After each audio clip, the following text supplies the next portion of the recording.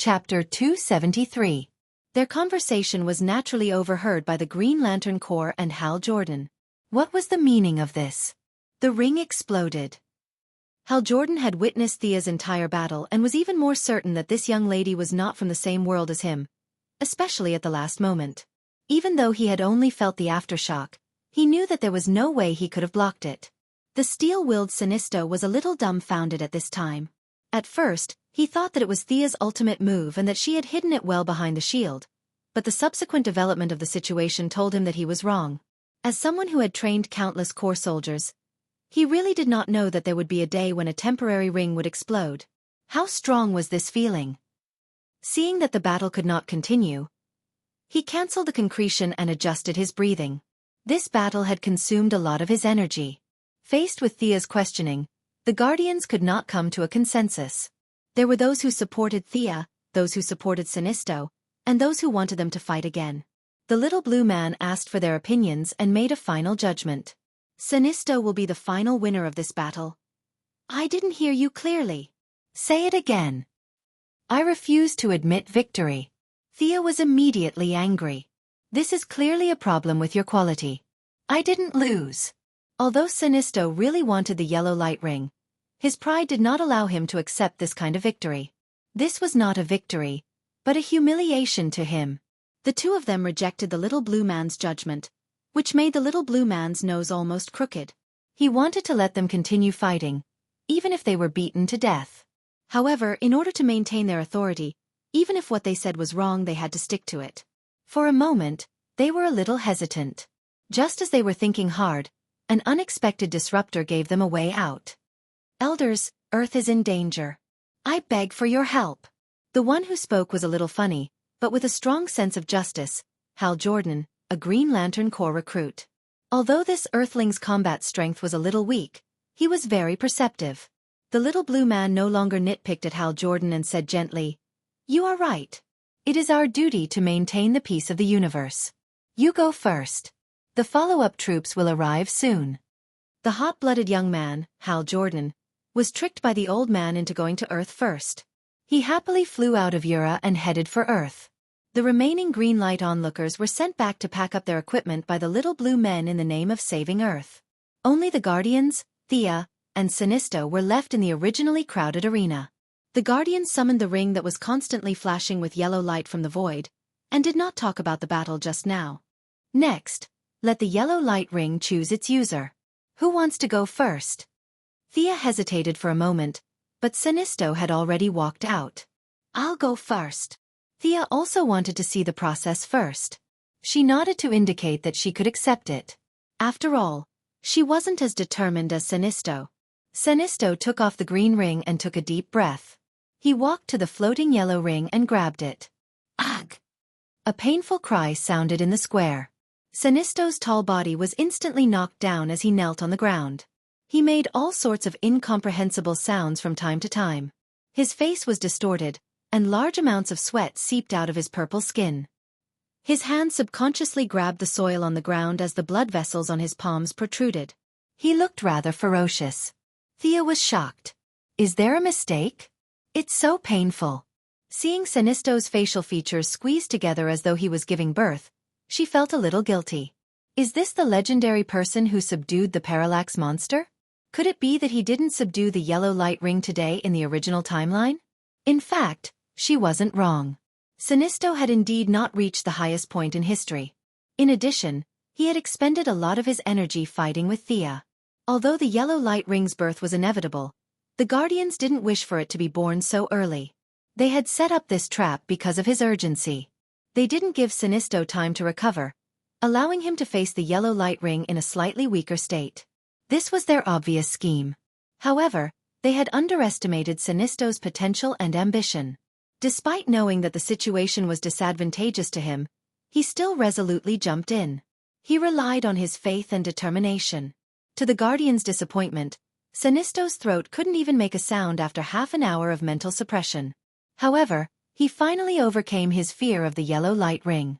Although the process was extremely difficult and he sat on the ground in exhaustion, there was no doubt that he had obtained the yellow light ring's recognition. They couldn't deny it, but Thea still caught the worry in the corners of their eyes. Miss Thea, it's your turn. Although they didn't have much hope for her, they had plenty of time. It wasn't a big deal to let Thea try. If Sinisto had the strength, he would definitely object. What kind of joke is this? I've already obtained its recognition, and you still want her to go? However, he was already exhausted and was trying his best not to faint.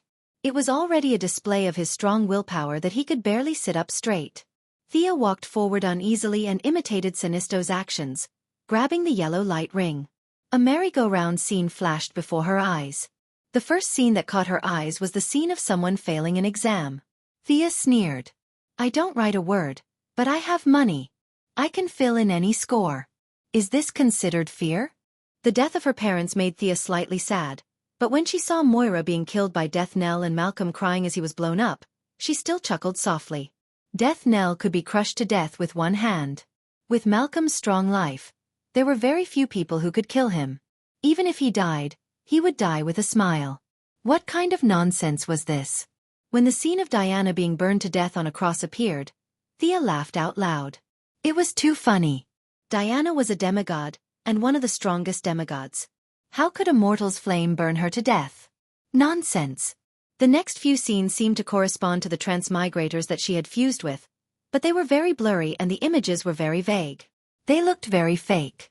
Thea glanced at them and didn't think much of it. When Huang Jie transformed into a giant that somewhat resembled Darkseid and was blinded by Thea with a steel drill, Huang Jie seemed to have crashed and no longer appeared in the scene. What was Huang Jie trying to do? Thea couldn't help but think. Was this thing fated with her? Wasn't it too obvious that it was going easy on her? In fact, if Huang Jie had a human form, it would make a helpless expression. Did Thea feel fear? She definitely did. But who were the people she was afraid of? The yellow light ring, which was based on a parallax monster, couldn't transform into these people, not even their shadows. Chapter 274. The few that Thea was afraid of were existences that transcended the natural order. The parallax monster was still within the range of the natural order, so the yellow light ring naturally did not have the ability to replicate them to scare Thea. The emotional spectrum sounded high and mighty, but those few had the ability to completely erase it from the natural order. It did not want to be unlucky. However, Thea's fear was firmly occupied by those few. The parallax monster actually understood Thea very well because it was also afraid of those few. It tried to find a new loophole in its mind, but it was helpless because the few of them occupied too much of its fear. The remaining fear was distributed to other scenes, creating a bunch of hilarious illusions. The parallax monster was the yellow light ring's lantern beast. Now, Thea was afraid, but she was not afraid of the parallax monster. This created a logical paradox. How should it judge? The somewhat rigid yellow light ring was stumped. The yellow light ring's logical judgment was on the brink of a crash. Thea's consciousness automatically returned to her body, and she realized that everyone was looking at her attentively. Among them, Sinisto's bull-like eyes were especially exaggerated. Why are you looking at me? Thea realized that the yellow light ring's test was not over yet. It was still emitting a strong light, so she did not dare to let go. She asked Sinisto in dissatisfaction. She didn't know that Sinisto had been frightened by her laughter. Was there a mistake? How can you still laugh when there are so many scary scenes? Or do you Earthlings use laughter as a substitute for expressing your feelings of fear? It's too scary. He could not help but wonder if he had not conquered the yellow light ring and was still in the illusion. The Guardians and Thea looked at each other, trying to figure out what was going on. You came out in just 2 minutes? Her expression was normal, and it did not look like she was scared out of her wits. The Guardians who had lived for countless years were completely confused by her. The few of them waited quietly. After another hour, the yellow light ring's light suddenly exploded, and then violently shrunk. This repeated several times. Just as Thea was wondering if Huang Jie had also exploded because of her, Huang Jie finally walked out of his logical dead end.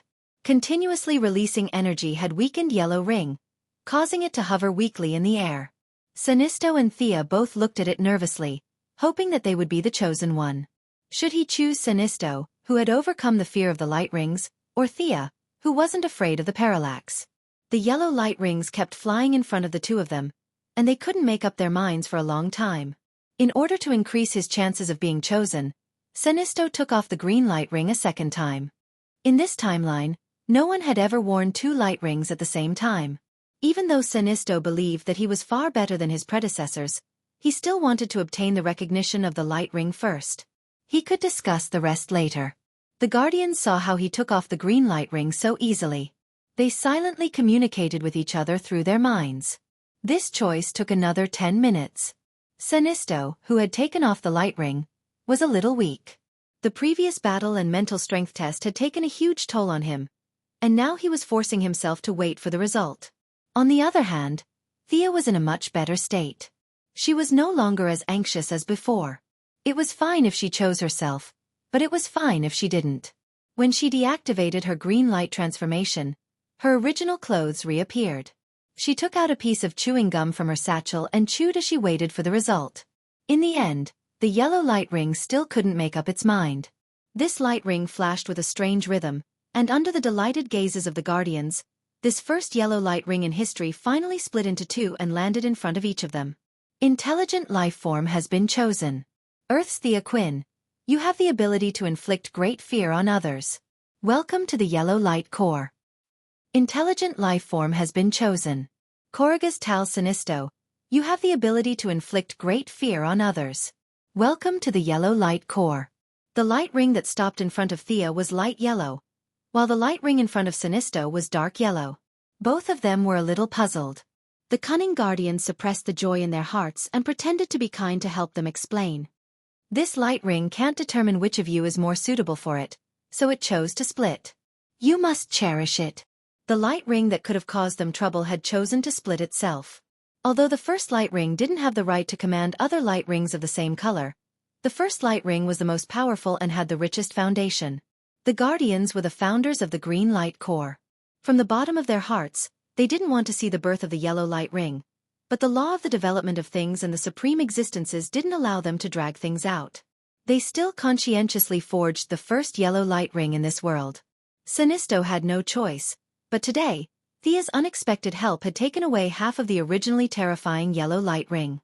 Sinisto, who had obtained more than half of its power, wouldn't be able to stand on his own for a short period of time. This made the Guardians overjoyed. Thea didn't know about their secret calculations. She only knew that it was time for her to take the spoils of war. At this time, Sinisto's condition was too bad, so he didn't take it immediately. She didn't care. The emotion she felt from the light ring didn't seem to be rejection, but more like goodwill. Without hesitation, Thea reached out to take the yellow light ring and recited the oath attached to the ring that represented her true feelings. The dark day is boundless, and the white night is clear. Evil people and traitors, fear my divine light. Ghosts and rascals, difficult to hide, the yellow light shines forever, the light of eternity. The light yellow light engulfed Thea. All kinds of knowledge were injected into her in a few seconds. When Thea reappeared in front of them, she had changed into a yellow and black outfit. A portion of the yellow energy originally needed to modify the body of the light ring's user. After all, most light ring users were just ordinary people. However, Thea's body was far stronger than the limit of the light ring's modification. This portion of the energy had nowhere to go, so it could only work on her clothes. Her shoulders, gauntlets, and boots were light yellow, while the rest of her body was black. The high collar at the collar set off her slender neck. On her chest was the traditional symbol of the yellow light core. After being injected with knowledge, Thea understood that this symbol represented the parallax, a somewhat abstract image of an insect. Unlike ordinary people, she also had a black cloak. The cloak was very long and thick, and there was an even larger symbol of the yellow light core on the back. Traditionally, the yellow light core could call it a day and leave after reaching this stage. However, Thea had inherited the first light ring of the yellow light core. The light ring stipulated the tasks she was responsible for. She still had one more thing to do. Without thinking about the ability she had obtained, Thea stretched out her right hand with the light ring and pulled something out of the void. It was a thick book with brown pages and metal chains. I am Thea Quinn of the yellow light core. I declare that the Parallax book is in my possession. Chapter 275. Sinisto's eyes nearly popped out of their sockets when he saw this scene. He hesitated for a moment, but he didn't expect Thea to beat him to it. He no longer cared about his mental state and grabbed the yellow light ring with the conviction that he was ready to die. Thankfully, the yellow light ring didn't make things difficult for him again, allowing him to calm down. After pondering for a moment, Sinisto recited his yellow light oath. The dark day is vast, the white night is clear, evil followers and traitors, fear my divine light. Terrible fire burns, and those who oppose me perish. With fear as the source, eternal light. When he recited the last sentence, Sinisto was extremely hesitant, but he didn't dare to mention anything about Side's authority. Just like Thea's clothes, he was also wearing yellow and black tights. He didn't care much about his clothes. Just like Thea, he pulled out a large blob of yellow energy from the void and announced loudly, "I'm also the leader of the Yellow Light Corps. I'm Tal Sinisto. I announce that I'll be in control of the Yellow Light Ring's energy and create a new Yellow Light Ring." Thea felt like laughing when she saw this scene. After her disruption, the power of the first Yellow Light Ring had been reduced by half. Sinisto's dream of going solo had been cut in half by her before it even began. Even if his ambitions were still there, he would need to put in more effort than before to realize them. Perhaps he wouldn't even be able to rebel. What if he worked in the Green Light Corps for the rest of his life? Thinking about it, if he became Ion Knight Sinisto? That didn't sound too bad. If Thea felt like laughing, the old fogies almost laughed out loud. Even with hundreds of millions of years of acting experience, they couldn't hide the joy in the corners of their eyes. They pretended to be serious as they watched Thea and Sinisto sort out their new abilities. The communication between their consciousnesses could only be described as relaxed and happy. The yellow light had turned into such a ghastly state. The initial powerful energy had been split in two, and Sinisto still wanted to rebel? Just do your job. The crisis of their general betraying them had been greatly delayed. The few of them were suppressing their emotions, afraid that they would agitate Sinisto, who was still their strongest fighter, if they revealed an excited expression. Sigh. Thea sorted out her new abilities. It was a pity that the first yellow ring had been split apart. Although its power was still superior to other rings of the same color, many of its functions were unavoidably damaged. The yellow ring's realization, protective shield, high-speed flight, and wormhole ability still existed, but one of Yellow Lamp's powerful abilities had been split into two. This ability was called Instilling Fear. The original lantern ring found the target of the target's fear, then magnified it 10 times or 100 times, scaring the enemy until they couldn't take care of themselves. But now, Thea's ring had obtained the ability to see the source of the target's fear, and Sinisto had obtained the ability to magnify 100 times. Such a powerful skill had been dismantled and destroyed. Thea was in a better situation. She found the origin energy of fear and used it as a short movie to watch. Then, she combined it with her magic to create an illusion and cause some trouble. Sinisto, on the other hand, was in trouble. He didn't know magic, so who knew what the enemy was afraid of? He had to try it out one by one. Both of them were unhappy when they saw this. But after all, Sinisto had obtained most of the ring's functions, such as energy birth, environment playback, invisibility, light refraction, cell regeneration, and energy absorption. Thea had obtained phase shift, space warp, emergency teleportation, and an unbelievable ability. Kryptonian recharge. What the hell was this? The yellow lantern ring also had a part of the sun's ability? Thea looked at it for a long time but still couldn't figure it out. She only knew that the green lantern ring could imitate the wavelength of kryptonite radiation, but the yellow lantern ring could actually recharge. One was damaging, while the other was replenishing. Thea felt the deep malice of the world's will towards the Kryptonians. In summary, Sinisto had obtained all the skills that leaned towards combat, while Thea had obtained all the skills that could help her escape. This made her a little speechless. She felt that the yellow lantern ring was mocking her from the bottom of her heart. If there was a benefit to the yellow lantern ring being split into two, it would be that when facing the blue lantern ring, which could restrain the yellow lantern ring, it would be restrained. But from Sinisto's expression, although he had obtained most of the yellow lantern ring's abilities, he was not satisfied. He was extremely dissatisfied. The yellow lantern ring did not change his strength drastically. He, the self-proclaimed leader, had no binding power over Thea, not to mention that she had the Book of Parallax. Lord Guardian, may I know what this book is? Thea looked at the book for a long time.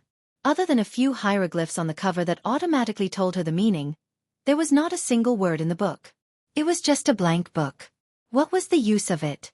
The little blue man explained to her word by word. The parallax comes from the wall of origin. That is the edge of the universe, the origin of all existence. It is unknown where his true body exists, but the yellow energy comes from the antimatter realm. I believe you have passed through the antimatter realm on your way to Ura. That place cannot be understood by science, logic, or inference. It is the opposite of all rational beings. The yellow lantern ring's energy comes from there, the guardian said as he pointed at the yellow energy in Sinisto's hand. As for the book in your hand, it should be the Yellow Lantern Corps roster. Every corps member will have their name imprinted on it. They will abide by the rules set by the two of you. There will be rewards for meritorious service and punishments for transgressions.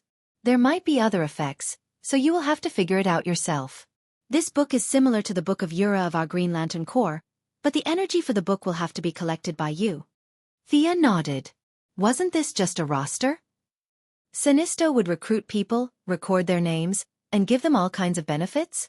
According to the settings of the past, Sinisto would be the red stick in charge of recruiting people to fight, while she would be the white paper fan in charge of logistics. There was nothing else to say. She had to imprint her name on it first. As Thea thought, she imprinted her name on the first line of the first page under Sinisto's murderous gaze. I am the leader.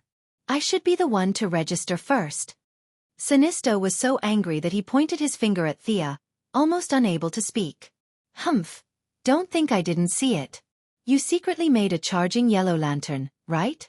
Why didn't you give me one? Thea had long seen Sinisto's little trick. Was he bullying her for not knowing that these lantern rings needed to be charged frequently? Huh.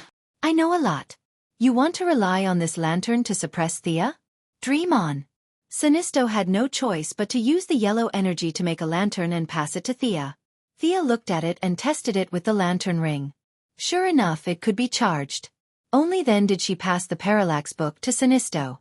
Using the lantern ring to record his name on the book, Sinisto saw his name on the second line, and there was no need to mention how sullen he felt. However, it had to be said that this person was really ambitious and ruthless. He was about to explode from anger, but he still calmly discussed the various rules and regulations with Thea. Sinisto, who didn't dare to betray the Green Lantern Corps for the time being, could be said to be experienced and knowledgeable. Thea managed a listed company, so the various rules and regulations were like child's play to her. The two of them quickly discussed a rough draft. Chapter 276. With the plan in place, Sinisto would be in charge of the recruitment. Once the staff was recruited, he would go to Earth to get a stamp from Thea. They would be official workers. What would happen if they weren't stamped? The ring that Thea blew up was one of the possible outcomes for temporary workers. What if he couldn't find Thea when he arrived on Earth? Just wait. Would Moira be scared of all kinds of strange aliens coming to Star City every day? The answer was yes. Without a doubt, the location would be in Seaside City. Presumably, the residents of Seaside City wouldn't mind setting up an office of the Yellow Lantern Corps next to the Green Lantern Corps' office on Earth. The huge Green Lantern Corps could also help the weak Yellow Lantern Corps. The two corps might even defend the peace of the universe together in the future. In short, Thea and Sinisto's first cooperation wasn't a pleasant one. However, both of them restrained themselves and didn't fight, which disappointed the sinister little blue men who were prepared to watch a good show.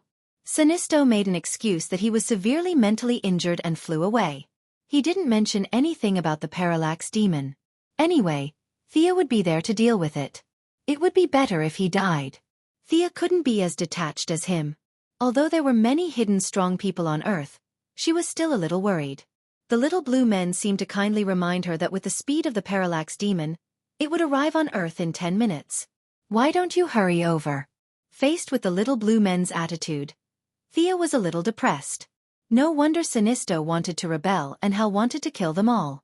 These guys really didn't leave a good impression on her.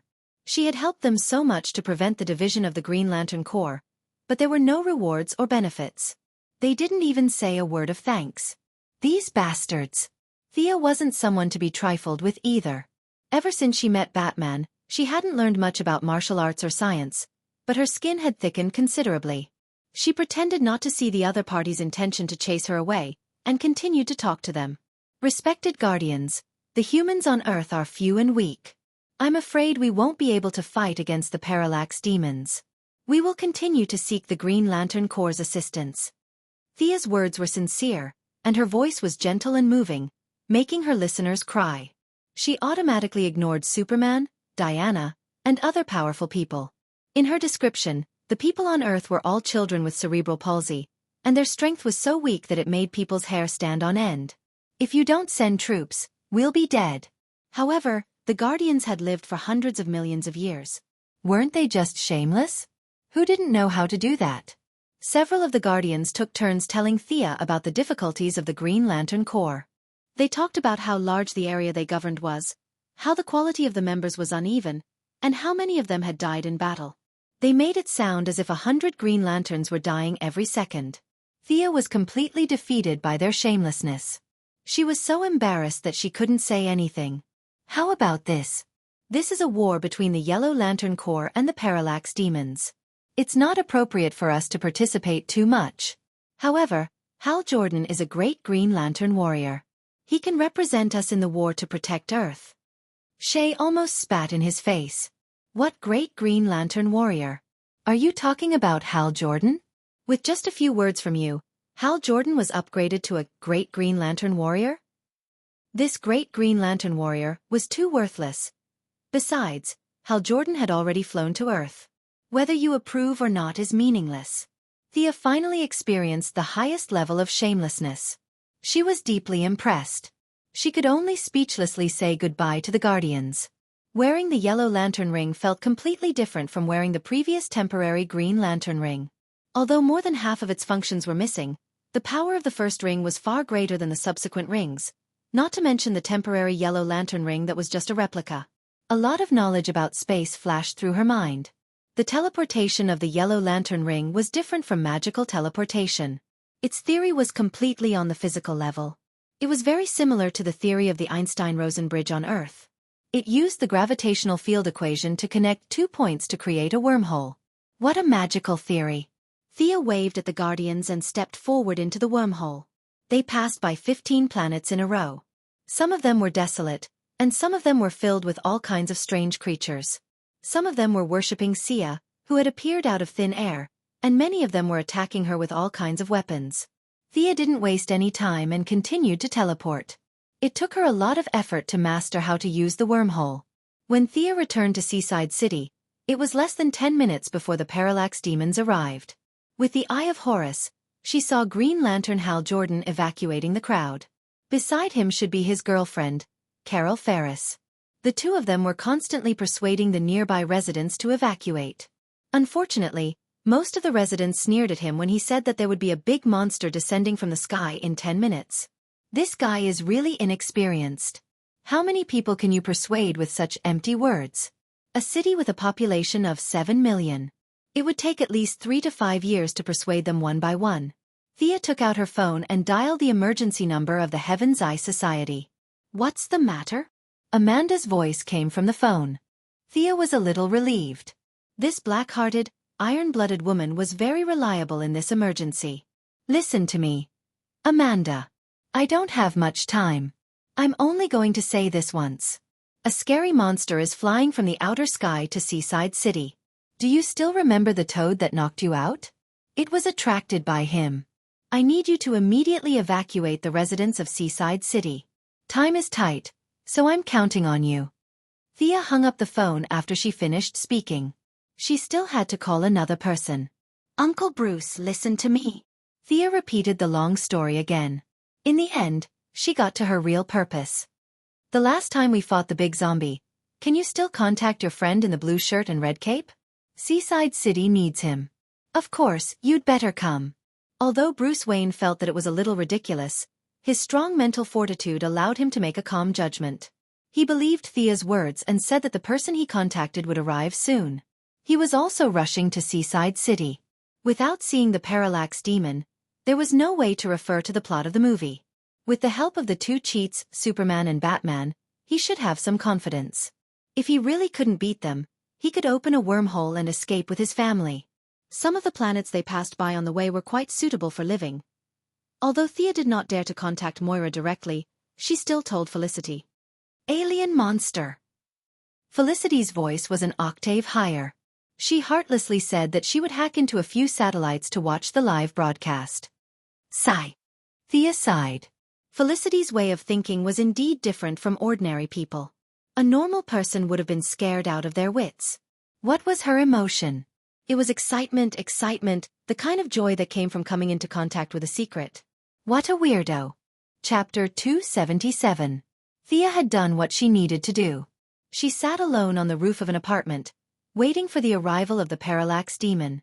Her yellow clothes and black cloak covered most of her face, so she was not afraid of being recognized. However, she was soon discovered. There was a Chevrolet driving on the sidewalk like crazy. Amanda, dressed in a military uniform, opened the car door and stared at Sia, who was hiding her head and tail. With the eyesight she had trained as an agent, she still recognized her. She climbed up to the roof and asked, "Why are you dressed like this? Is what you said true?" Amanda often dealt with Batman, so she knew that this group of heroes liked this style.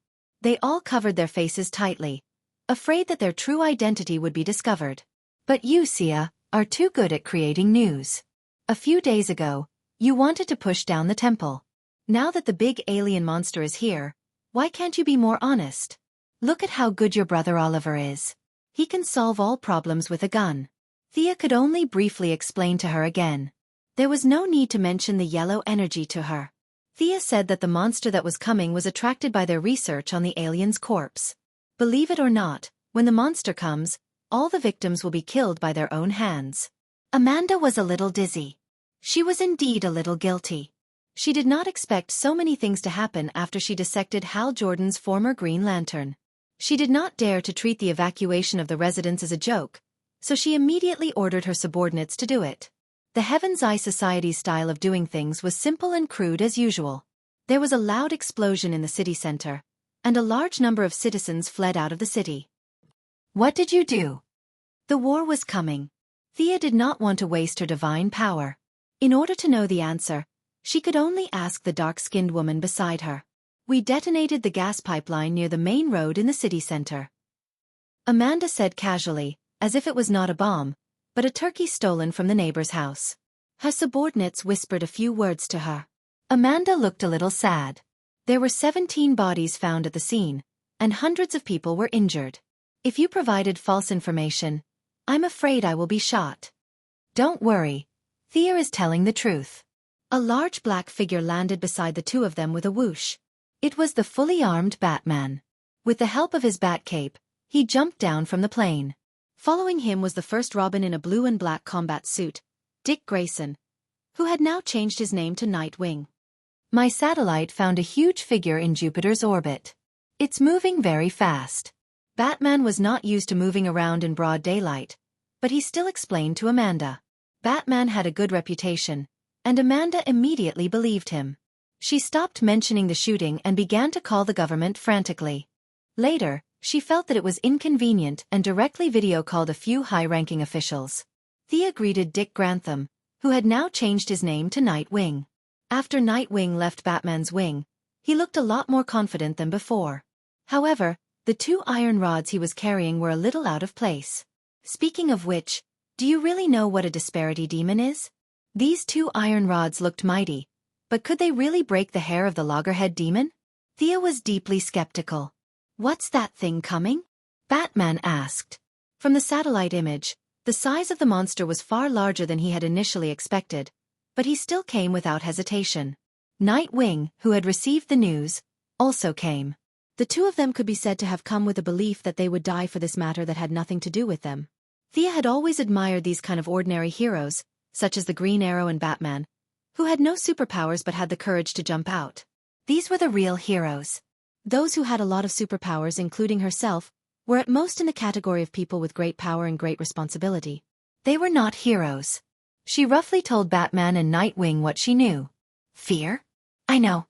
Batman immediately thought of the past.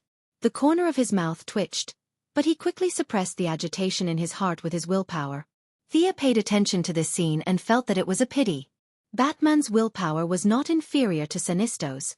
It was a pity that she did not have the ability to create a yellow light ring, and even if she did, he would not accept it. Where's your friend in the red cape? He should be nearby. He doesn't want to be seen by too many people. He can hear our conversation. Hearing that Superman was coming, Thea finally felt a little more confident.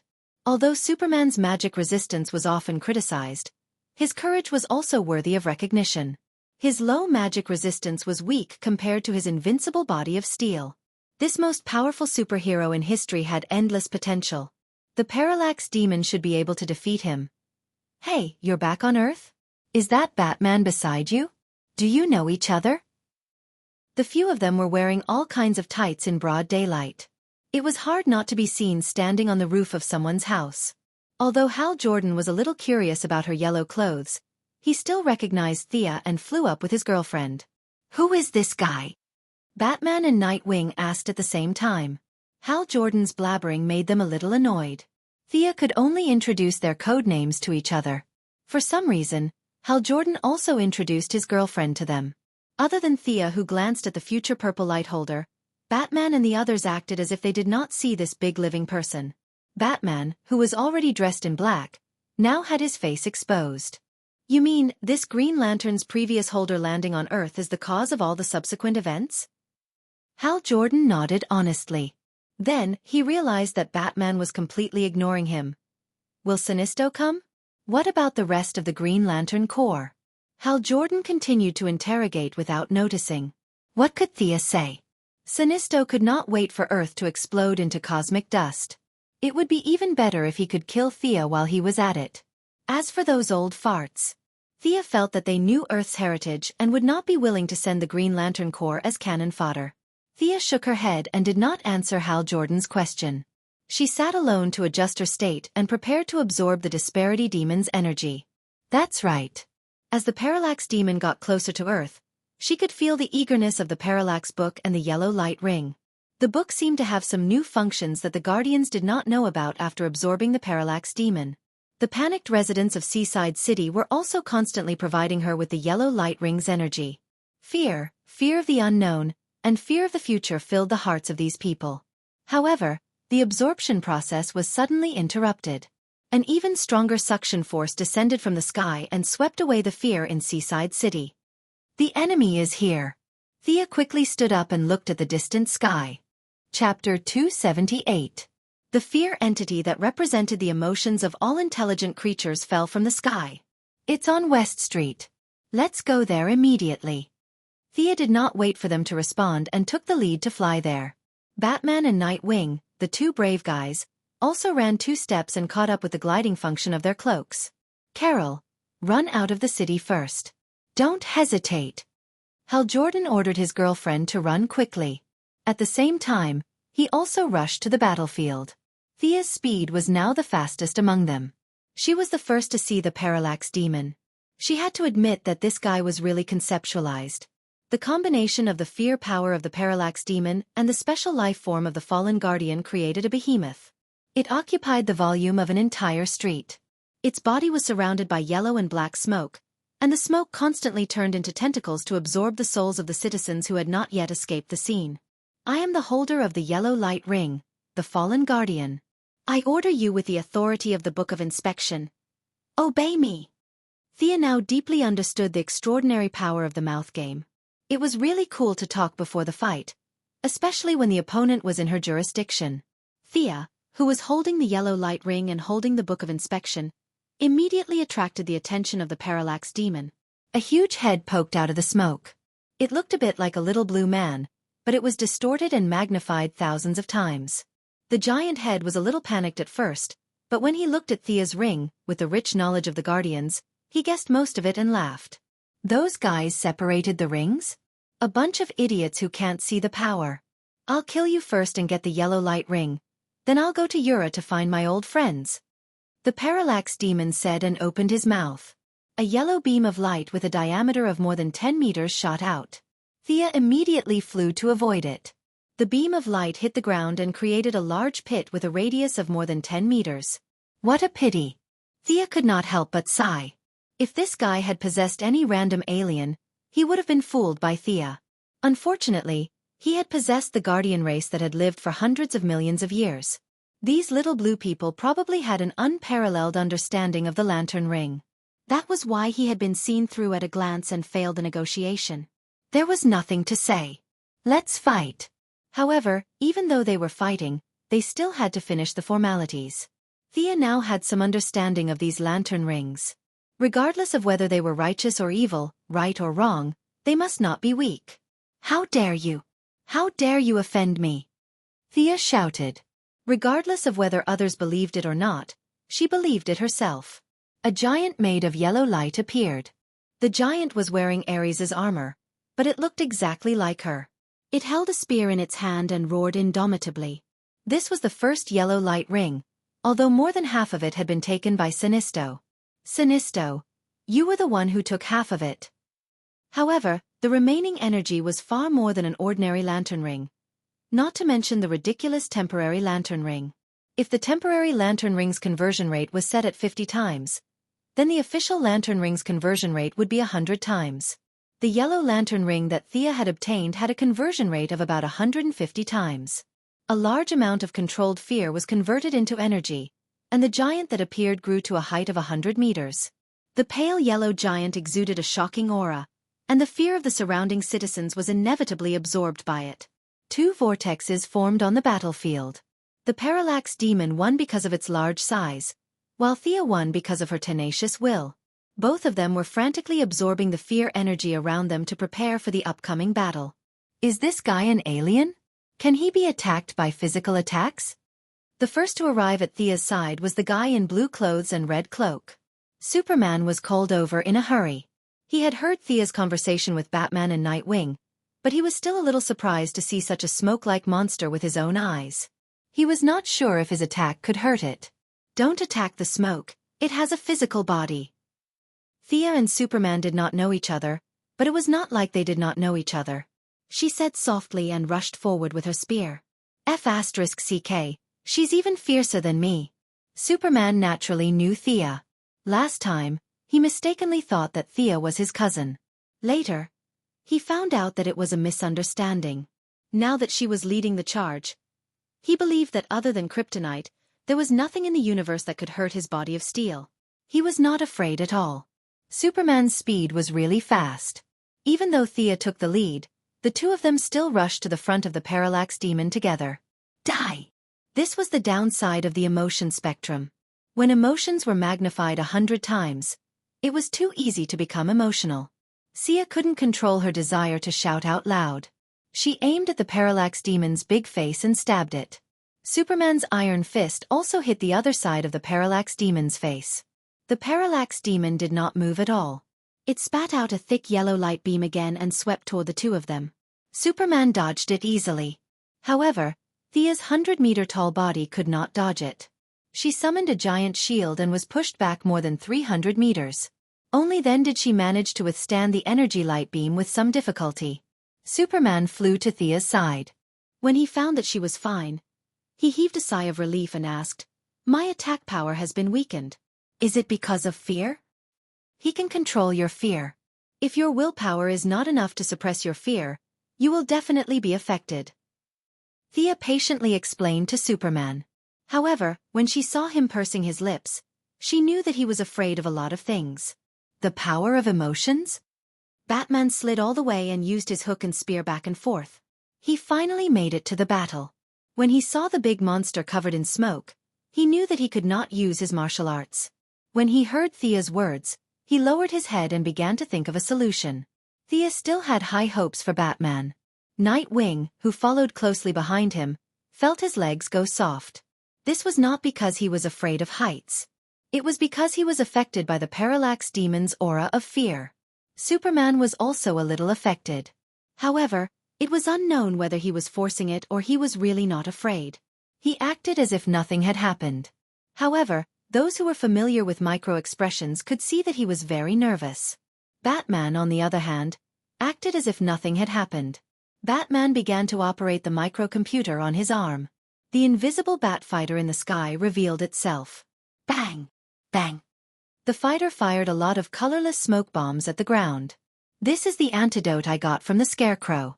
It can release a kind of pheromone that makes creatures happy. I wonder if it will work. Batman finished speaking and shot his hook and spear at the roof not far away. He was ready to contribute his strength. Thea could not watch Batman fight the Parallax Demon with his fists and legs. She was someone who could ignore the Parallax Demon. This guy could scare anyone but her. She controlled the yellow giant and continued to fight with the spear. Chapter 279. With a clatter, Sia flung out a yellow materialized chain and tied it around one of the Parallax Demon's thick arms, signaling the start of the attack. Batman threw out a bat dart and looked at the effect before flying into the bat fighter. Nightwing was helpless and could only join the team on the ground to help the old and weak. The main attack came from Thea and Superman. Thea held the chain with her left hand to prevent the Parallax Demon from running around. She held a long sword in her right hand and kept stabbing the Parallax Demon. Later, she realized that this was too inefficient and changed to a big knife to cut off the smoke and tentacles on the Parallax Demon.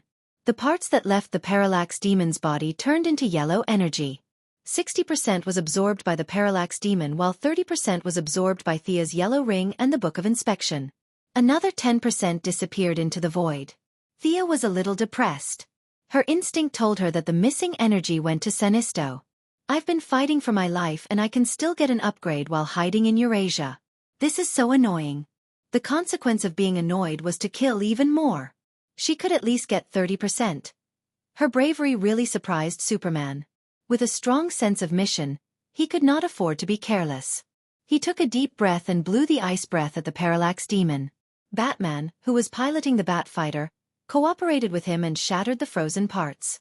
Green Lantern Hal Jordan joined the battle midway. He materialized a machine gun and fired green energy bullets at the Parallax Demon. Although the joint efforts of the few of them caused quite a lot of damage to the Parallax Demon, there were too many people in the coastal city. It had been peaceful for too long. Amanda's explosion did not frighten the people of the city. There were still many people hiding in their homes, thinking that they could escape the disaster. However, their wishful thinking caused a lot of trouble for Thea and the others. This is bad. This guy replenishes quickly too. Unlike Thea's Eye of Horus, Superman's X-ray vision had almost zero energy consumption. When he had nothing to do, he would look around. He was the first to discover the anomaly. The few of them fought for a long time. The Parallax Demons were constantly absorbing the fear of the citizens, and the total energy value was increasing slightly. If Sinisto were here, he would have ordered a massacre. Unfortunately, these people were heroes of justice. Even if the sun rose from the west, they would not do such a thing. Can you release some stun weapons to stun everyone? The Parallax Demon was fully focused on absorbing the fear and did not pursue them. This attack was in vain, so they retreated to discuss countermeasures. Thea saw the helplessness of the heroes of justice and gave them an idea. Good idea! Superman and Green Lantern praised in unison. However, none of them, including Thea, had any means of stunning her. The three of them looked at the person who had jumped out of the bat fighter. Damn it! Seeing the three inhuman guys waiting for him to speak, Batman almost cursed out loud. Did he have such a weapon? Of course he did. But what would the country and the military think if he released a weapon that could stun an entire block? Why did you secretly develop such a powerful weapon? In the future, countless questions from government officials and the Pentagon would annoy him to death. However, the arrow had already been knocked. In order to prevent more casualties, he had to continue being the scapegoat. He quickly switched the magazines on the Batfighter and released 3 high-intensity stun bombs into the city. The high-decibel noise reverberated through the usually quiet coastal city. The loud noise was a little too much for the heroes. Thea conjured a soundproof room. Hal Jordan saw it and was very inspired. He also made one and hid in it with Superman, who had a keen sense of hearing. His energy growth seems to have stopped. Superman said to the few of them. They were affected by the noise, but the Parallax Demon had long lost the ability to hear. They hid in the small yellow and green house boldly. The Parallax Demon was not blind. He was directly smashed to pieces and continued to fight. The few of them attacked together again. They could see that the Parallax Demon's energy growth had slowed down. Thea found that her energy growth was almost stagnant. Now, in order to continue to maintain the huge energy consumption, she could only absorb from the Parallax Demon. While avoiding the attacks of various smoke tentacles, she cut off its limbs and absorbed its fear ability. While she was fighting, she saw Nightwing on the ground pass by her on a motorcycle and threw her a headset. Needless to say, it must be Batman's. She connected the line. What's the matter? 5 F-22s from the National Guard are about to depart and enter the battlefield in 5 minutes. The regular army is also on the way. Amanda wants to know if we can defeat this guy. Batman was also exhausted. He was fighting monsters while dealing with all kinds of wrangling. Is Amanda on the line? I'm here. Can't you guys drag this big guy out of the city to fight? The voice of the commander in black came from the communicator. This guy has no feet. Can't you see? He hasn't moved a single step from the fight until now. What do you want me to do? Thea was also helpless about the demolition scene. The destructive power of the few of them was too great and there was no way to control the energy. The only good news was that the reconstruction work would be difficult. Unlike Wayne Enterprises, which had long transitioned to biopharmaceutical research, and Luther Group, which focused on high-tech materials. As the only company in the country that still retained a large number of construction teams, the future reconstruction of Seaside City would be a big cake. Thea cancelled the giant's materialization. She didn't know if the Parallax demon was possessed by the guardian little blue man. It could be said that it didn't know any martial arts. When faced with Thea's attacks, it didn't dodge at all. It only knew how to stab each other. Such a simple and crude combat ability left Thea speechless. No matter how clever her moves were, she couldn't do anything against this. She could only materialize a giant dragon with greater physical attack power. The dragon's teeth, claws, and wings flapped.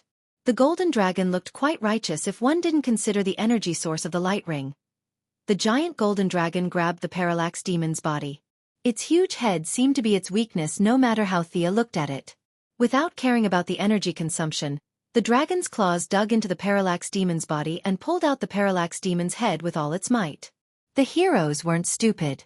They aimed at the Parallax demon's head with all their might. Thea's giant dragon was blocking Superman's angle of attack, so he could only sweep it with his heat ray. Batman's fighter also activated all its weapon systems and launched a barrage of frost bombs and incendiary bombs. However, the combined attack power of the two of them was not as powerful as Hal Jordan's.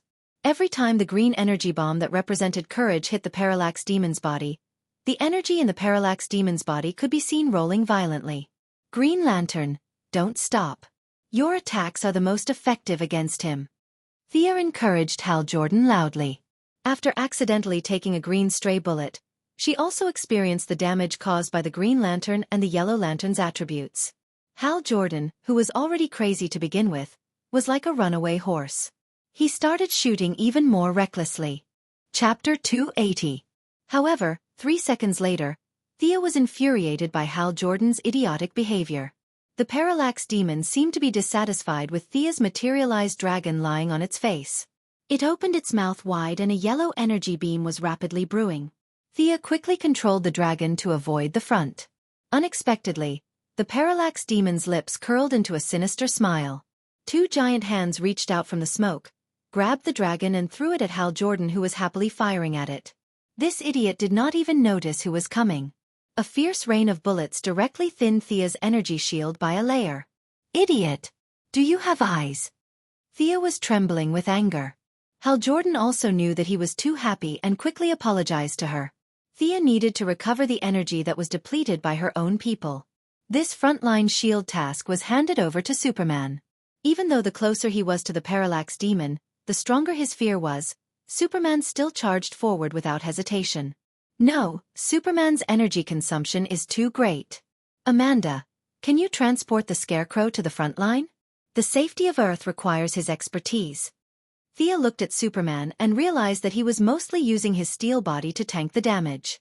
His expression was getting worse and worse. He could only contact the people outside to see if they could remove this unfavorable aura. I'll do it right away. Time passed quickly. Amanda brought the Scarecrow, who was supposed to contribute to the safety of Earth, to the scene. It had to be said that Gotham was full of talents. This professional collected some air at the scene and drew some blood that was infected with fear from the 2 agents, who were known as the most stubborn of the Heaven's Eye Society, who had guns pointed at his head. After that, the Scarecrow excitedly took out a bottle of blue liquid that looked more like a potion than a syringe and handed it to Amanda. Only 1 bottle? Thea asked Amanda, who was also a little weak in the knees but was still holding on. The material is very precious. It involves extraterrestrial material. There was no doubt that the syringe was precious. However, who should it be used on? It seemed that the most suitable person was the big guy in the blue tights and red cape in front.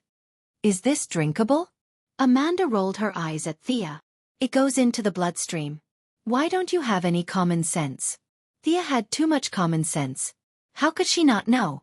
She also knew that the needles on Earth could not penetrate Superman's body, but she could not tell Amanda that. For a moment, he didn't know how to tell the story. Fortunately, Superman's good friend, Batman, solved her problem for her. I can inject him, but he will be weak for a while after the injection. Oh? Did Batman already have kryptonite at this time? Did Superman give it to him? She really trusted him. I can help him recover his energy. Go ahead. I'll hold off this monster. Thea summoned a golden armored giant to stop the parallax demon. You can restore his energy? Batman dragged his voice as if digesting the information. Then, he asked Superman to retreat through his communicator and inject the syringe. It seemed that nothing was wrong, but one could imagine that there would be many new entries on Thea's introduction page in his little black notebook when he returned. 2 minutes later, Batman signaled Thea to come back. Superman was about to die. Green Lantern, can you hold him off first? Thea did not know how many times she had slashed the parallax demon and how many times it had stabbed her. This kind of fight looked fierce, but in fact, they were absorbing each other's energy. No one could do anything to the other. Green Lantern Hal Jordan gave her a thumbs up. Don't worry, I'm very good at attracting people's attention. Thea was stunned for 2 seconds. Did this guy mean that he had a mocking face? What a rare talent. However, was this guy really trustworthy? Just as Thea was hesitating, 5 raptors from the National Guard arrived. They did not care about the heroes and villains at all. Instead, they fired missiles at the ground. Thea hurriedly put up a defensive shield. Such a melodramatic thing disgusted her. In the movies, she could always see the military killing the good guys and the bad guys regardless of the consequences. If it weren't for the effect, she would have shot down these airplanes. What the hell was this? Thea immediately left the parallax demon to the Green Lantern, who was good at attracting people's attention. Together with his former pilot, they quickly flew to the rear. Thea almost did not recognize Superman when she saw him again. The strong man was so weak that it seemed like a gust of wind could blow him away.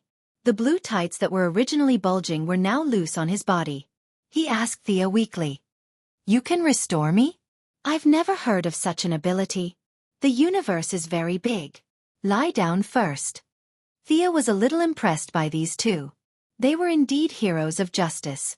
They did not even ask her about the process and directly took down Superman. If she was the bad guy, she would not betray their trust. Although she did not understand the principle, the yellow light ring clearly mentioned that the Kryptonians could be charged. Such a rigid ring would not lie. She extended her right hand and aimed the ring at Superman. A pale yellow beam of light connected the two of them. Amazing, it works. The half-dead Superman immediately sat up and began to absorb the energy. He felt good, but Thea was not so happy. Superman's body was like a bottomless pit, continuously absorbing the energy of Thea's yellow light ring. When the yellow light ring's energy was only 10% left, Thea unilaterally stopped the energy supply. Damn, how can you absorb so much energy? Judging from the intensity of your battle just now, you shouldn't have so much energy. Could it be that your body's energy is not full? Superman was a little embarrassed. Sorry, I can't control it when I absorb it. But you're right, my energy is not at its best. Okay, my fear is gone, and my energy has increased to 80%. Leave this big guy to me. After saying that, Superman rushed to the front of the parallax demon at a speed that Thea had never seen before. He did not care about the difference between a virtual body and a physical body. He threw a punch at it. The air seemed to ripple from his punch. Time seemed to have frozen.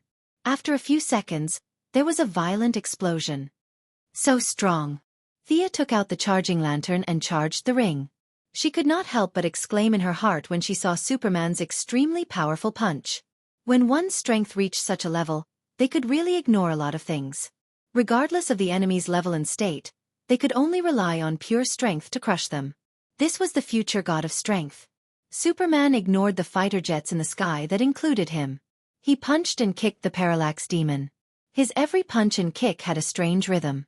Thea's eyesight was not enough to judge the meaning behind it. She could only feel that Superman's every attack contained great power. The parallax demon was in the form of smoke. No matter how hard it tried to attack, Its attacks could not even tickle the body of steel. It was beaten up badly by Superman. Chapter 281. Thea was studying Superman's attack style, but she found that the other party's fighting style was completely different from her own. There was no way she could use it as a reference. She sighed and prepared to wait for the Parallax Demon to die before absorbing its origin power to deepen the foundation of her ring and the new function of the Book of Inspection. However, this inadvertent glance made her discover the Parallax Demon's abnormality. "What's wrong?" Batman asked. "This guy's power is slowly increasing again." Thea was a little in disbelief. She took a closer look before she said to Batman, "Could it be that the citizens are providing him with that fear?" Amanda kept looking around as if a monster would jump out of the quiet houses around her. Thea did not answer. Logically speaking, she did not see the Parallax Demon's intention to absorb fear. However, his continuous increase in power was not fake. From being beaten up by Superman one-sidedly, he now had some ability to fight back. There was even one time when Superman was almost surrounded by smoke. Fortunately, he reacted in time and suddenly exerted his strength to squeeze out of the gap in the smoke. The Parallax Demon seemed to have no good way to deal with this guy with copper skin and iron bones. His energy attacks were all neutralized by Superman's heat rays. However, the Guardian's knowledge was too little related to combat. He now had a huge amount of energy, but he could not hit Superman. This made him a little annoyed. He accelerated the speed at which he destroyed the surrounding buildings, trying to create an open space to crush Superman with his body size. Where did this guy get his energy from? Thea opened the Eye of Horus and observed carefully. She could see that Superman's power was beginning to decrease, but the Parallax Demon's power was not depleted. How was this possible? It's the satellite. All the satellites in the world are gathered here. Won't the people around the world be affected by the TV broadcast? Batman suddenly said, which made Thea suddenly realize. That's right. This bunch of news media is just here to watch the show. They are constantly providing new fears to the Parallax Demon. Amanda, contact the government and stop all broadcasts. Thea made a prompt decision. Regardless of whether it was true or not, she had to stop the satellite broadcast. Do you think I'm putting on a monkey show? I don't have the habit of performing in public. Amanda also realized the seriousness of the situation. She made calls like crazy, but in less than 3 minutes, she said in frustration, "No, many media outlets are not controlled by the government. The financial groups behind them don't buy it." Thea nodded. She could already imagine the scene of those fat tycoons refusing Amanda with cigars in their mouths. It was a typical example of them not caring about anything. "Since you guys lack the spirit of a national chess game, then don't blame me," she pulled Amanda aside and asked in a low voice. "Can we use hackers to hack those satellites?" Amanda, who was used to being lawless, was frightened by her. She whispered, "That's thousands of satellites around the world." Thea glanced at her and contacted her #1 henchman. "You want to hack all the satellites around the world?" Felicity had always been extraordinarily bold. Now, she was also shocked by Sia's shocking move. She thought for a moment about the feasibility of this major event. "But our computers are not good enough. I still need some helpers. Let me borrow Wayne Group's supercomputer. I'll find you some helpers." Thea ignored the fact that Batman was listening in on the side. She blatantly ordered Felicity to hack Wayne Group. As for the helpers, it might be difficult for others, but it was not difficult for Thea, who knew the plot. "Can you release Felicity's father, the world's top hacker, Noah Smoker, to help her?" Thea turned to Amanda and asked. "You've investigated him. Okay, I'll ask him and a few other hackers to help. Remember, this has nothing to do with the Heaven's Eye Society. It's a group of hackers spontaneously formed." Amanda lied, but she did not believe it herself. It was impossible for father and daughter to meet. One was still in prison, and the other was in Star City. Sia had no way of knowing if the father and daughter could sense that the other party was someone they were familiar with through their cooperation. However, the satellite signal on the screen was decreasing rapidly. The speed of the Parallax Demon's energy recovery was slowing down. "It's working. Continue." She was the only one who could see the specific energy fluctuations. She controlled the others to continue hacking until all the satellites were hacked. However, when there were more than 20 signals left on the screen, Felicity's bitter voice came. Some countries have internal control over their satellites. The network can't be connected.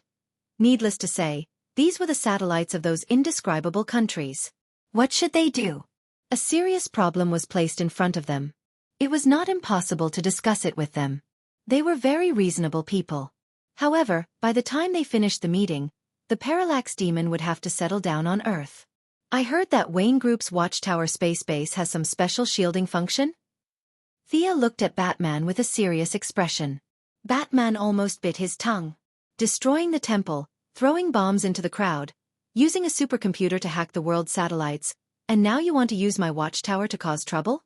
Batman shook his head like a rattledrum. Absolutely not. He did not want to go all the way down the path of anti-humanity. Facing Batman, who vowed to die, only he knew the control password. If he did not agree, Thea would have to think of another way. What should I do? Thea hugged her elbows and kept thinking about her several methods. How about this?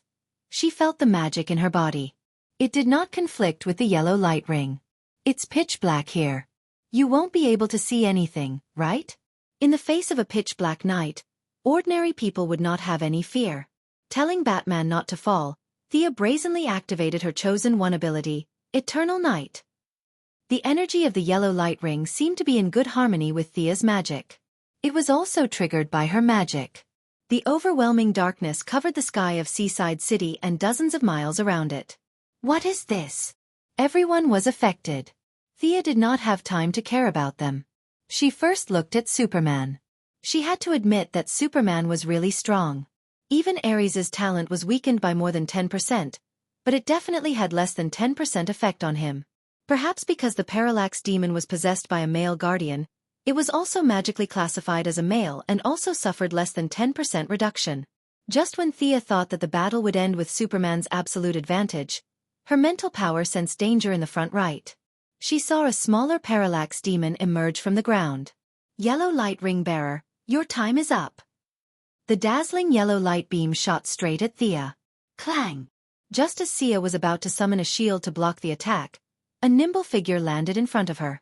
The person had a shield on his back and a sword on his back. He crossed his arms in front of him and blocked the light beam without taking a step back. Chapter 282. The person turned her head slightly. Her delicate face was adorned with a pair of bright eyes. Her face was filled with classical beauty, and it set off her tall nose bridge and red lips. Her wavy black hair was draped over her shoulders, just like yesterday. It was the scene of roasting wild boars together on Paradise Island. It was the dance under the moonlight in a small village in Belgium. It was the 100-year separation after the war. Diana Prince. Thea Quinn. I miss you so much. I've been looking for you. Before they could finish their words, they were replaced by a passionate kiss. This kiss contained all kinds of emotions. There was the sorrow of parting, the joy of meeting again, and most of all, the eternal love between them. Batman, who was working on some equipment at the side, was really shocked this time.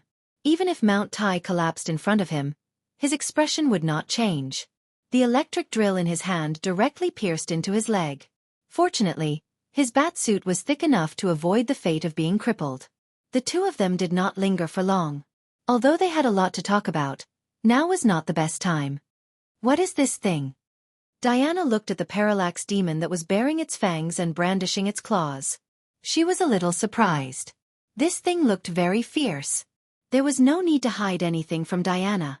Thea did not care if she understood or not and told her the whole story of the Parallax Demon. The incarnation of fear? Diana clenched her fists and thought for a while. I'm full of courage. I have no fear. Thea nodded vigorously to express her affirmation. That's right. Originally, Paradise Island had suffered a great loss. Perhaps there would be a gap in their hearts that would be swallowed by fear. But now, the people of Paradise Island were alive and kicking. No one would harm them. They could still live for 5,000 years. Diana was almost fearless. But who is that big guy? Is there someone so powerful on Earth? The big guy that Diana was referring to was Clark Kent. The Parallax Demon was very cunning. He took advantage of their lax state of mind. Not only did he ambush Thea, he also attacked the few fighter jets. Those unlucky fighter jets did not have Diana to tank the damage. Apart from one fighter jet that reacted slightly faster and was hit in the wing, the pilot successfully parachuted out. The rest of the pilots could be reported as having died for their country. Thea remembered that Superman and Diana were still a little flirtatious in the original timeline. She decided to nip the bud in the bud. In order to prevent Superman's superhearing, she set up a soundproof barrier. She bit Diana's ear and said, "That guy is an alien." Diana, who had a good impression of Superman's bravery, instantly had her impression of him drop by 20%. Her mission was to protect Earth, and she had killed many aliens over the years. Her impression of aliens was almost negative. Although Superman seemed to be a good alien, the thought of befriending him after the war faded. After taking a few glances at the battle, he realized that although Superman had the upper hand in the battle, the Parallax Demon was very cunning. It repeatedly used fainted citizens as cover, making Superman hesitate and not dare to attack with full force. "I'll go help him." After Diana finished speaking, she pulled out a sword that was very similar to the Godslayer and rushed forward with her shield. Sia looked at Diana with concern for a long time, only to find that Diana was no longer the same as before. Her strength had skyrocketed.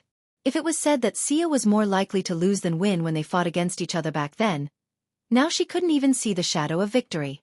Diana's attacks were not like Superman's, which relied on strength to win. Superman's attacks looked fierce, but they seemed a little clumsy. It was very much in line with the essence of old American street fighting. It was the kind of fighting that did not defend or evade. It was an upgraded version of punching and seeing who would fall first. This made Thea, who prided herself as an outstanding grandmaster of combat on Earth, a little uncomfortable. This was because this fighting style was not beautiful at all. On the contrary, Diana's fighting style was very elegant. Her speed, strength, and skills were all at the peak of perfection. Every time she attacked, there would be 3 or 4 variations depending on the opponent's reaction. Occasionally, the power of the Silver Guardian bracelet would surge, and it could inflict heavy damage on the Parallax Demon. "She's really good. I have to work harder too." Thea muttered softly. "This woman is your friend? And why is this veil of darkness that you cast affecting everyone?" Batman walked to her side at the right time. He was holding a strange-looking big gun in his arms. The muzzle of the gun was the size of a bowl, and there were electric sparks flashing from the magazine from time to time. What kind of black technology was this? Thea glanced at it and did not understand. "Ah, she's a friend that I've known for a long time." As she said that, she pointed to the sky again. "This is magic. I've mentioned it to you before." Thea was not in the mood to explain her talent to Batman. Batman could not help but look up at the sky. The moon is still in its original orbit. But where did this moon come from?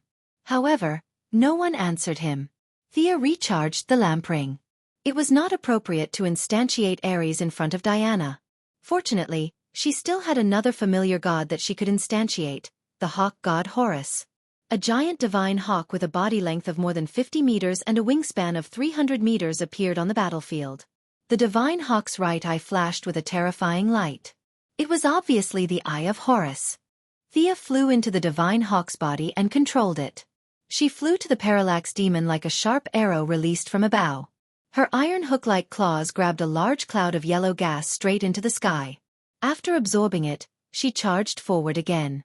Superman, who had the support of the 2 girls, was finally relieved of a lot of pressure. He looked at the 2 girls from time to time. Thea's attack pattern was not unfamiliar. After all, he had seen it before. It was similar to the guy who had been instantiating a green weapon not far behind him, except for the color of their clothes. However, Diana really attracted his attention. This woman was too strong. Superman was not a martial arts master. He actually did not have a specific idea of how his strength increased and decreased. He only knew that it was very strong. Therefore, although Thea's discriminating barrier cut off less than 10% of his strength, the total energy in his body was too large to notice any major abnormalities. Now that his strength was reduced by 10%, and Diana had increased it by 30%, the originally small distance between the two was instantly narrowed, giving Superman the illusion that this woman was about the same as him. As Batman's good friend, Superman also had a bit of a male chauvinist tendency. No matter what, he could not watch the 2 girls defeat the enemy. A serious Superman was terrifying. His strength was almost limitless, and it was increasing every minute and every second. A large amount of smoke on the surface of the parallax demon's body was dispersed, and its body, which originally occupied the entire street, also had a tendency to shrink. Green Lantern, use your chain to create an opportunity for them. Thea flew to Hal Jordan, who was instantiating an anti-aircraft gun and was having a good time fighting the parallax demon. This guy really had no experience in team combat. As his mentor, Sinisto would have a headache for a while. Chapter 283. Although Hal Jordan had a lot of problems, such as being stupid, talkative, emotionally unstable and so on, he could still listen to advice. He immediately followed Thea's instructions and conjured a large number of green chains, firmly binding the parallax demon. This guy's ring is extraordinary. Thea could not help but think when she saw this scene. Although the ring that Hal Jordan inherited from Abin Sul was not the first green light ring, as one of the greatest warriors of the Green Lantern Corps, Abin Sul's ring must be one of the best in his generation. Thea released the Parallax book. This book had absorbed a lot of the parallax demon's yellow energy and had some new functions. The originally decorative chains of the book could also be released. With just a command and without needing to consume anything from Thea, the energy in the book would automatically activate and trap the enemy. 2 light chains, 1 green and 1 yellow, bound the parallax demon tightly. Bang! Bang! Gunshots rang out continuously. Batman was standing on top of a building, holding his strange-looking gun and shooting at the parallax demon. The bullets would produce some rainbow-like smoke at the point of impact. The parallax demon, who was originally bound by the chains and struggling violently, obviously weakened its resistance. A hint of dullness flashed in its fierce eyes. What kind of F***king advanced technology is this? The thing about Batman was that you never knew what kind of strange things he could come up with. Perhaps inventing and creating things was one of his abilities. Since the enemy did not resist, the few of them naturally did not stop. Superman's big fists were punching the parallax demon's head. Thea and Hal Jordan also conjured various weapons and greeted the parallax demon warmly. Diana was the one with the most ferocious attacks among the few of them. It was not known if it was because of the happy occasion, but the Guardian bracelet sensed her intentions and strengthened her body with a strong will to fight. The invincible divine power was reflected on the parallax demons through the sharp swords. Every attack was filled with dazzling divine light. The parallax demons needed to use a large amount of fear energy to repair their bodies so that they would not be scattered. I am the Guardian. My strength and wisdom will never be defeated by a small planet like Earth. The body of the parallax demon is no longer as huge as it was when it first arrived. Overall, at least 1/3 of its body has been consumed. Thea's yellow light ring has absorbed a lot of its essence, but she knows that the real test is coming. The Green Lantern Corps has produced countless powerful warriors throughout its history. In my long life, I've seen countless geniuses. Let them play with you. The parallax demon took a deep breath. His gigantic body was completely rooted to the ground. As he accumulated power, the entire American continent could feel the tremors. The Inspector Fiend completely gave up on defense and allowed them to attack. One of his eyes had been blinded by Superman. It was unknown what energy Superman had attached to his attack, but no matter how much terror energy he used, it showed no signs of recovery. Ha! The parallax demon opened its mouth and spat out countless meteorites and broken buildings. Among the rubble, there were a few green lights that were particularly obvious. This guy still had this trick up his sleeve? Thea quickly asked Hal Jordan. Her yellow light ring could not detect the Green Lantern Corps. The results of Hal Jordan's green light ring scan came out quickly. Gemini Kova, Green Lantern Corps Sector 2214, went missing 37,000 years ago. Carl Holtz, Green Lantern Corps Sector 269, went missing 110,000 years ago. Gareth Knight, Green Lantern Corps Sector 1129, went missing 2,100 years ago. A total of 5 Green Lantern Corps warriors appeared in front of them. They were still wearing the traditional Green Lantern uniform, but it was a little tattered. Their eyes were dull and their mouths were slightly open. Their bodies had been preserved by special means, but their consciousness was still stuck at the moment when they were trapped. The green light rings on their fingers were still flashing, proving that their consciousness still thought they were in a battle. The parallax demon laughed like a villain. These people are the prodigies of their respective eras. I have preserved them. I often help them recharge their batteries. Haha. Let them play with you guys. The few Green Lanterns who were reported missing seemed to have received some kind of signal. They each flew up mechanically and found an opponent. It was unknown whether it was lucky or unlucky. Uncle Batman, who was determined to be a great Earthling, also encountered one. With a whoosh, a seemingly powerful Green Lantern fired an energy bomb at him. Master's martial arts training was not in vain. He dodged the energy bomb with a beautiful somersault, and at the same time, threw a bat dart at the Green Lantern. What followed was a violent explosion. Seeing this scene, Thea was relieved. Master's brain was undeniable, but the combat power of Earthlings was really no match for these cheats. Seeing that Batman could still exchange a few blows, Thea decided to quickly finish off her opponent and then rush to his aid. However, Batman was reassuring, but the one who was worried was another person. Ah! With a loud shout, Thea quickly tied up her opponent with a chain and turned to look at the sky. What she saw almost made her eyes pop out. Superman was pierced through by his opponent with a big green sword and fell to the ground, almost unconscious. Damn! Imitating the wavelength of kryptonite? Sure enough, he was an experienced warrior. This was not something a rookie like Hal Jordan could compare to. Superman's opponent was about to hit him again and completely kill this son of kryptonite. Although Superman had the talent of reviving after death, Thea could not watch him die in the hands of a nameless person who had been missing for many years. At the same time, she controlled the parallax book to control the opponent in front of her. She quickly blocked the opponent's fierce attack. Thea wanted to fight two people at once. The opponent's attack speed was extremely fast. In addition, he was experienced and had been controlled by the parallax demon. The suppression of the yellow light ring on the green light ring was non-existent. Thea also had to pay attention to the opponent controlled by the parallax book. It was extremely difficult for her to fight. As for Superman, who fell to the ground, she could not care about him. Presumably, he would not fall to his death. Thea glanced at the ground. Just as Superman was about to make intimate contact with the ground, a figure flew by and caught the falling Superman. A little girl? Thea fiercely attacked a few times and forced the two opponents to retreat. Then, she looked at the girl. Blonde shoulder-length hair and a checkered shirt. She looked like an ordinary city girl. She was 2 years younger than Thea. After the yellow light ring scanned her, she had a lot of data that was far beyond the average person. Moreover, she had a physique that could be charged by the yellow light ring. Thea understood. This little girl should be Supergirl Kara Danvers. She looked very young and did not have a battle suit.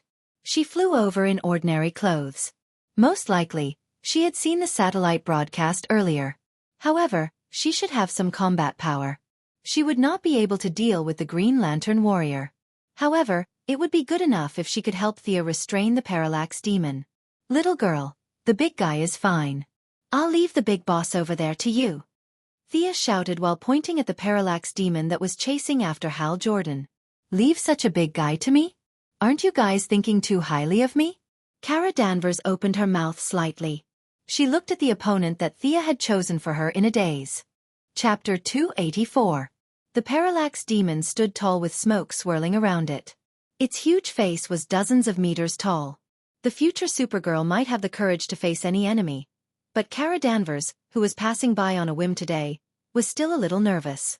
She couldn't help but look at the parallax demon while complaining in her heart. Weren't these Earth Guardians thinking too highly of her? His first battle as a fledgling was such a heavy responsibility? Thea could naturally see that little Chow was obviously lacking in confidence. She clenched her fists and was somewhat eager to try, but more than that, she was nervous. She thought she was nervous, but she was still affected by the halo of fear. While dealing with the two Green Lanterns in the air, Thea had to explain the situation of the battlefield to her. It was not something that could be described as tiring. Little girl, can you hear me? Thea was afraid of being overheard by Batman and various state agencies, so she lowered her voice. Although they were far away, they should be able to hear it with their super hearing. In order to prevent information from leaking out, she also switched to the language function of the light ring and spoke in standard Kryptonian. Little Supergirl was surprised to hear the hometown dialect out of the blue. Kara Danvers had left Krypton at the age of 12. Unfortunately, he had entered the Phantom Zone where time had stopped. It had only been 4 years since he had arrived on Earth. Although she looked much younger than Superman, who had a face full of vicissitudes of life, they were truly siblings. How did she? Little Supergirl's expression changed drastically as she turned to ask Superman. Superman was sent to Earth when he was a baby. He learned the Kryptonian language later, so he did not have a deep understanding of it. Plus, he was seriously injured when he was hit by the Kryptonian wavelength imitated by green light. He looked dispirited and said, "This is the second time I have seen her. Her ability is strange, but she is not a Kryptonian. Can you guys hear me? If you can, just nod your head." Thea's light ring was more powerful than the two green lights, and with some magic support, she had the upper hand. She asked again when she realized that they had not responded to her. Kara Danvers nodded hurriedly. He thought to himself, "Can you see it from so far away?" Not to mention, Thea really could see. With the help of the yellow ring of fear, the Eye of Horus had undergone a transformation. When Kara Danvers glanced at it, he felt as if he was facing a giant wild beast. He could not help but shrink his neck. "I'll keep it short. These green guys are the bane of the Kryptonians. I'm sure you've seen it. I need you to restrain that smoke monster. The green guy it's attacking is on our side. The other 5 green guys are our enemies. Don't fight with them. Just restrain them. Do you understand?" "Oh." Little Supergirl replied with an "oh." She instructed Superman to recover on his own and flew towards the Parallax Demon. Although she was still suppressed by fear for the first time in battle, Thea's Eternal Night had also strengthened her. Overall, her strength was slightly stronger than usual. Holding down the Parallax Demon and beating it up, Hal Jordan, who had been holding up the Courage Shield, was released. The talkative Green Lantern almost couldn't stand still. Originally, he was far away, and being a long-range attacker didn't have much of an impact on him. However, the Parallax Demon wasn't stupid either. It looked for the easy targets. After releasing the 5 Green Lanterns, it immediately went for Hal Jordan. Facing the fear head-on, coupled with Thea's discriminating barrier, the Green Lantern could not even use 30% of his original strength. If Supergirl did not help him, he would be the first to die. Originally, Thea wanted him to support Batman. However, when she saw that he was almost paralyzed on the ground, she knew that she could not count on him. Fortunately, Diana showed her power at the critical moment. She grabbed a Green Lantern with 3 arms with the lasso of truth and smacked his head off with her shield. The remaining Green Lantern was also blasted into pieces by the great divine power guarding the silver bracelet. The so-called strongest warriors of the 2 Guardians were no match for her. It was unknown whether the 2 corpses had already run out of energy. The moment their lives ended, they turned into ashes along with their rings, dissipating on Earth far away from their homeland. She, who had good tactical knowledge, immediately judged that despite the support of the Night Wing, Batman was really struggling to hold on. Although Thea was 1 against 2, she had many tricks up her sleeve. She could definitely win against the 2. She made up her mind to support Batman first. Batman, who had received her support, completely retreated. He was sweating profusely. He was highly focused and almost used up all his tricks. In order to cover him, the Night Wing was pierced through his stomach by the green light energy. Blood gushed out. Batman ordered the Batfighter to transport him to the rear for treatment. The 3 male compatriots, Superman, Green Lantern, and Batman, all left the field while panting. The situation on the field was a little strange for a moment. Diana, who was the strongest, was dealing with one of the opposing Green Lanterns alone. It was a complete one-sided slaughter. Thea, who was in the middle of the pack, was dealing with 2 Green Lanterns. Both sides exchanged blows and had the overall advantage. On the other hand, the inexperienced and unconfident Supergirl, who did not even know how to shoot heat ray, was beaten into a sorry state. The Parallax Demons would occasionally shoot out yellow light beams from their mouths, sending Supergirl fleeing in all directions. Little Super's awareness was not bad. She knew that she only needed to hold this big guy back. Her flying ability, which was not very proficient, was rapidly improving. She constantly interfered with the Parallax Demon's attack route, but she just did not fight it head-on. The equally experienced Green Lanterns also gave up on attacking and focused on holding back Thea and Diana. The situation was extremely anxious for a moment. Catch! The Green Lantern, whose mind was blank, deactivated his transformation and threw his ring at Thea. He did not understand the rules of the ring. He only thought that Thea had worn a green ring before. Now that she had another one, she could strengthen her attack and perhaps break the situation. However, Thea, who caught the ring, was a little hesitant. Medicine could not be taken carelessly, and rings could not be worn carelessly. In the future, there would be a lot of people who wore 2 rings or even 7 rings, but today, at this time, 2 rings were really unprecedented. Should she wear it or not? While dealing with the fierce attacks of the 2 Green Lanterns, Thea was in a fierce struggle. If others can wear it, then I can too. Her instinct told her that she should wear it. Finally, she made up her mind and put the green light ring on the middle finger of her left hand. The moment she put on the ring, Thea's mind was blown. The whole world was revealed to her. Tall, thick, and rough buildings filled her vision. Perhaps other light ring users could not see what it was, but Thea immediately judged that it was the end of this universe, the barrier of the whole world, the wall of origin. There was a lot of debris on the wall, including space dust, broken stars, and the powerful beings who were trying to find the world behind the wall. Legend had it that the Yucca Khan, who could destroy the moon with a single glance and destroy an entire civilization with a single glance, was stained on the wall. However, the ring only glanced at it slightly, and it had no intention of revealing all these secrets to Thea. Chapter 285. Although it was just a quick flash, Thea understood that the ring was telling everyone who wore the rings that they had to go to the world behind the wall and put the power of the emotional spectrum back into the light reservoir. Unfortunately, no one understood the meaning until Kyle Rayner put on the white light ring. He entered the wall and reinstilled the power of emotions, avoiding the inevitable fate of the world being destroyed due to the lack of emotions. Every time the power of emotions was used, the world would be one step closer to destruction. If someone as noble as Superman knew the truth, they would definitely not use it. But Thea, did the 3,600 members of the Green Lantern Corps use too little? It doesn't matter if I'm there or not. The process of wearing the 2 rings went smoothly beyond imagination. Thea had a great fear, but she had gotten to where she was today through fear. It could be said that it was fear that gave her the motivation to keep moving forward. Fear and courage were like 2 sides of the same coin working together, making Thea's achievements far surpass those of the original timeline.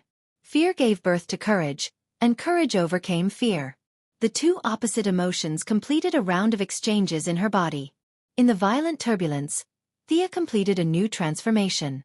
It had to be said that Hal Jordan's green light ring was extraordinary, only slightly inferior to Thea's split yellow light ring. Wearing the 2 rings at the same time, her combat uniform changed a little. The Yellow Lantern Corps symbol was still there, but the original yellow and black clothes had green shoulder pads and leg guards. The black cloak was yellow on the inside and green on the outside, and her shoulder-length hair fluttered in the wind. Her eyes were the most eye-catching, one light yellow and the other dark green. Thea stared at everyone present. Supergirl was in danger. Superman, who was lying on the ground pretending to be dead, was mumbling something. He was obviously using his super hearing to teach her, but even so, Supergirl was still in danger. She had escaped danger several times by relying on her amazing speed. "I'll take care of the 2 of you first," Sia said as she gathered a cluster of colorful light on her finger and pointed it at the Green Lantern Warrior's forehead. The painful expression on the Green Lantern Warrior's face quickly disappeared and was replaced by a peaceful expression. The Green Lantern Warrior fell to the ground in extreme relief. Thea conjured a cushion to carry him down slowly, and used the same method to take care of the other one. "Diana, don't kill him. Go support the other side. Leave this guy to me." After stopping Diana, who was about to kill the Green Lantern Warrior, the 2 of them still had the same tacit understanding. They swapped positions and let Diana, the world's #1 shield specialist, deal with the Parallax Demon and save the little Supergirl who was about to collapse. Sia gathered her spirit and used the same trick to take down the last Green Lantern Warrior. "I'm so tired." It seemed easy, but the use of spirit was not easy. The few Green Lanterns were controlled by the fear of the parallax. Their thoughts were stuck in the struggle before they were captured. They were not bad people, but heroes of that era. Being killed like walking corpses was a disgrace to their contributions to the universe. Thea used the yellow light ring and the parallax's emotions to inject the green light spectrum into their hearts.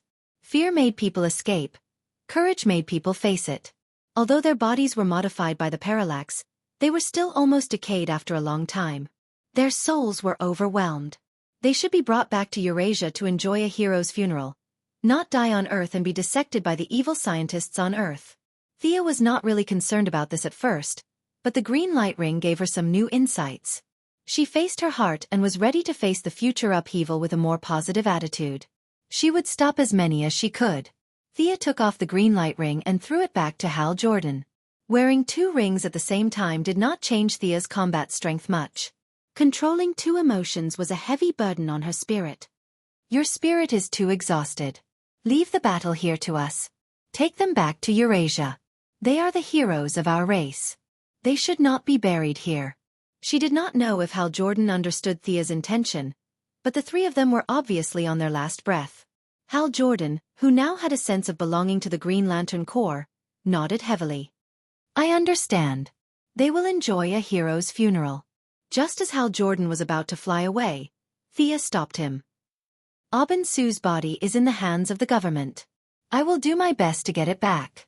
If you see his family, ask them to give me some time. Aubin Su could be said to be a link between the past and the future. Hal Jordan was his successor, and Sinisto was his brother-in-law. At the same time, he was also the greatest warrior in the eyes of the Guardians. Only God knew what the scientists on Earth could do with his body. Furthermore, she worked with Sinisto.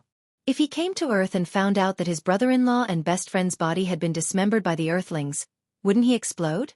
In any case, Sia herself would not be able to accept this fact. Therefore, the right thing to do was to get his body as soon as possible. This matter would inevitably require the involvement of higher-level decision-makers, as well as the involvement of Amanda. How troublesome. Thea rubbed her head and could not help but glance at Batman. She might have to drag him into this matter. Thea was afraid that Hal Jordan would not understand the seriousness of the matter, so she reminded him again.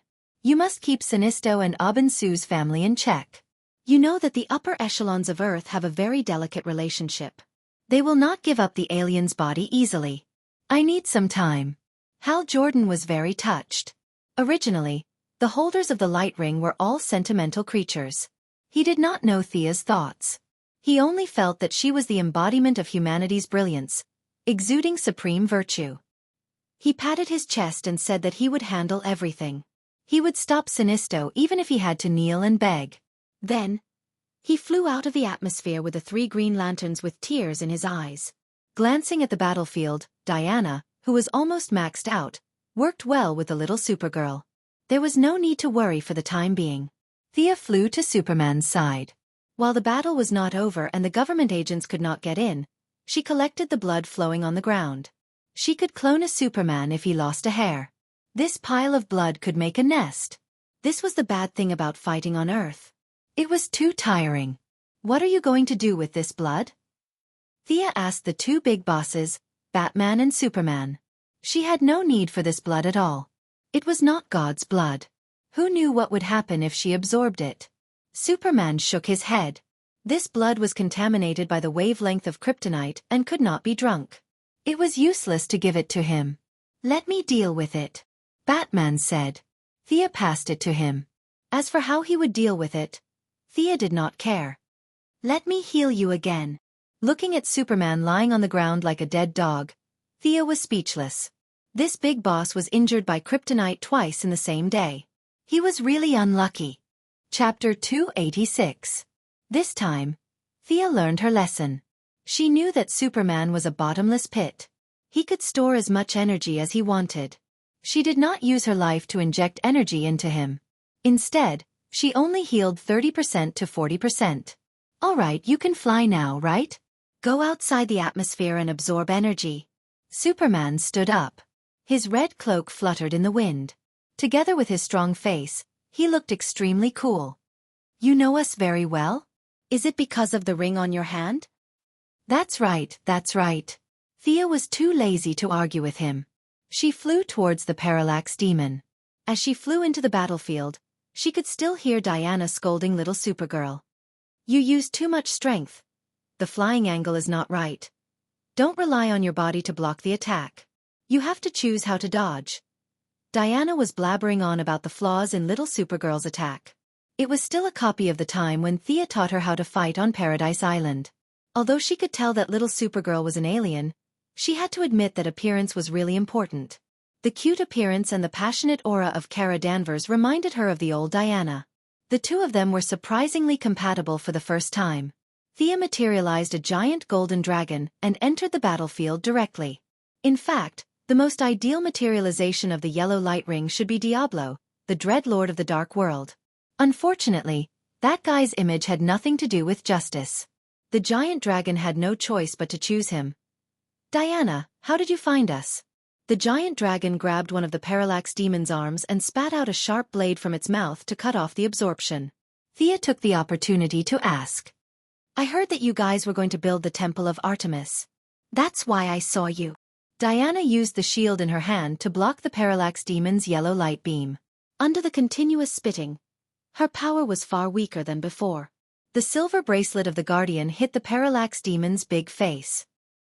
After that, I rushed to the United States and saw the live broadcast here. That's why I came here.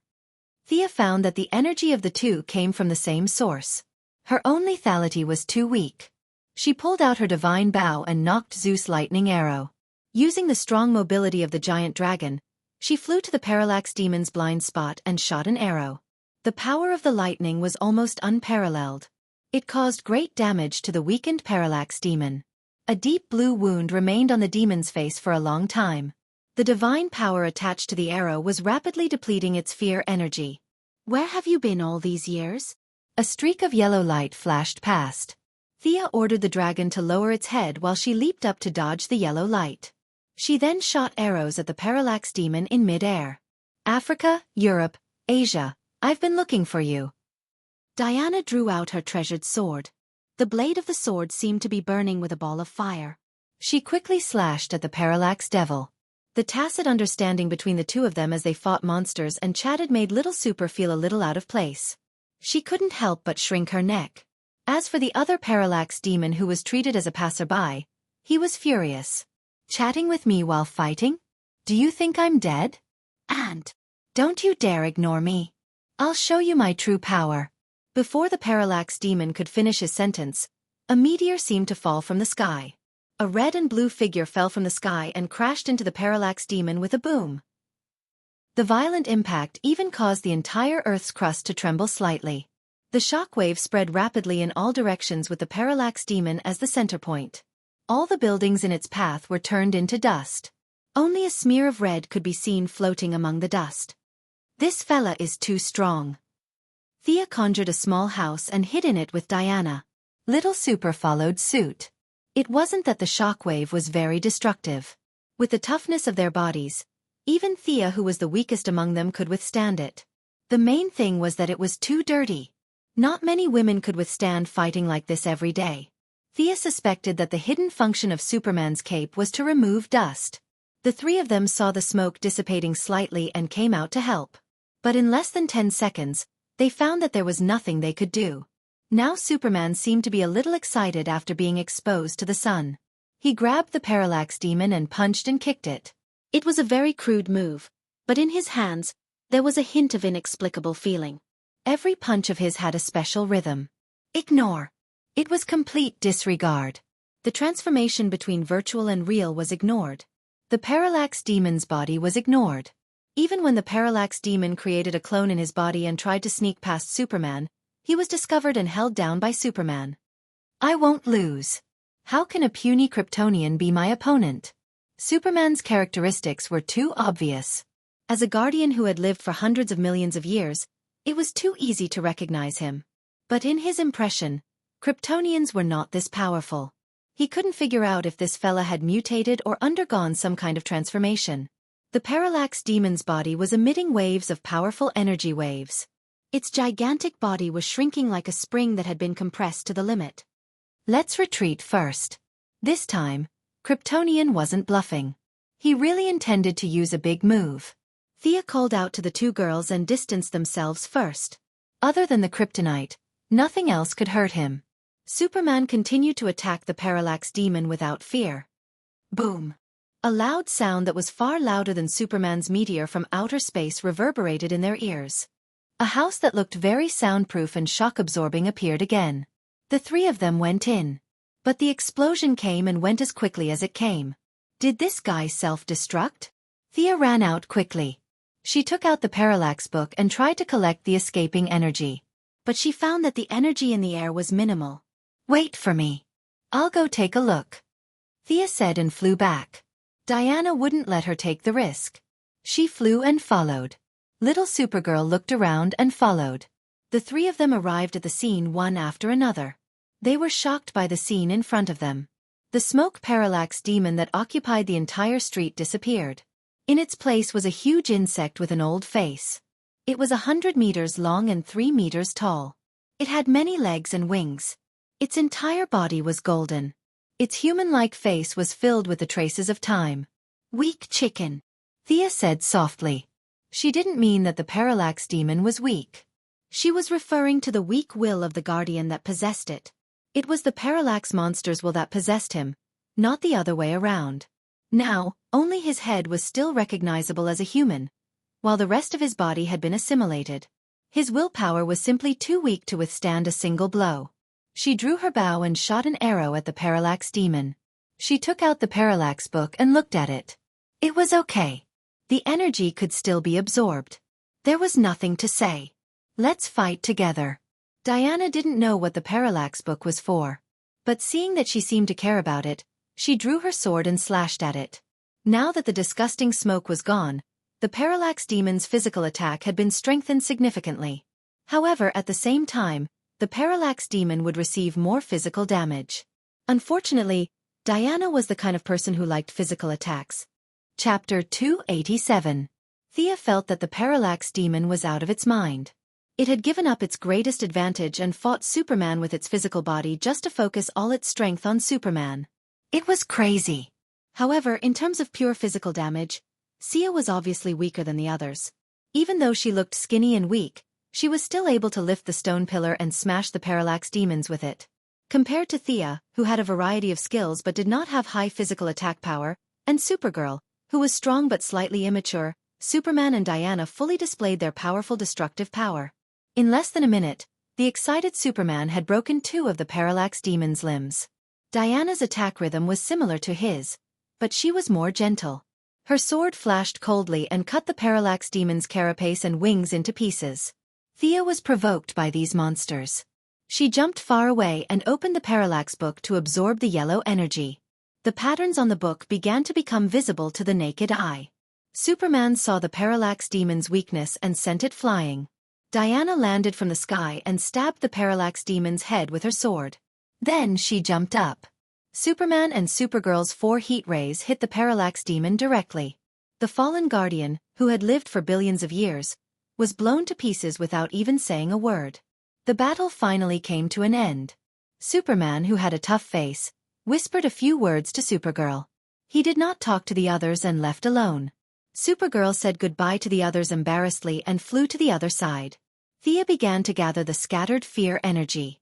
The Guardian's life structure was very special. Even with the Eye of Horus, Thea did not find any body parts. This was good news.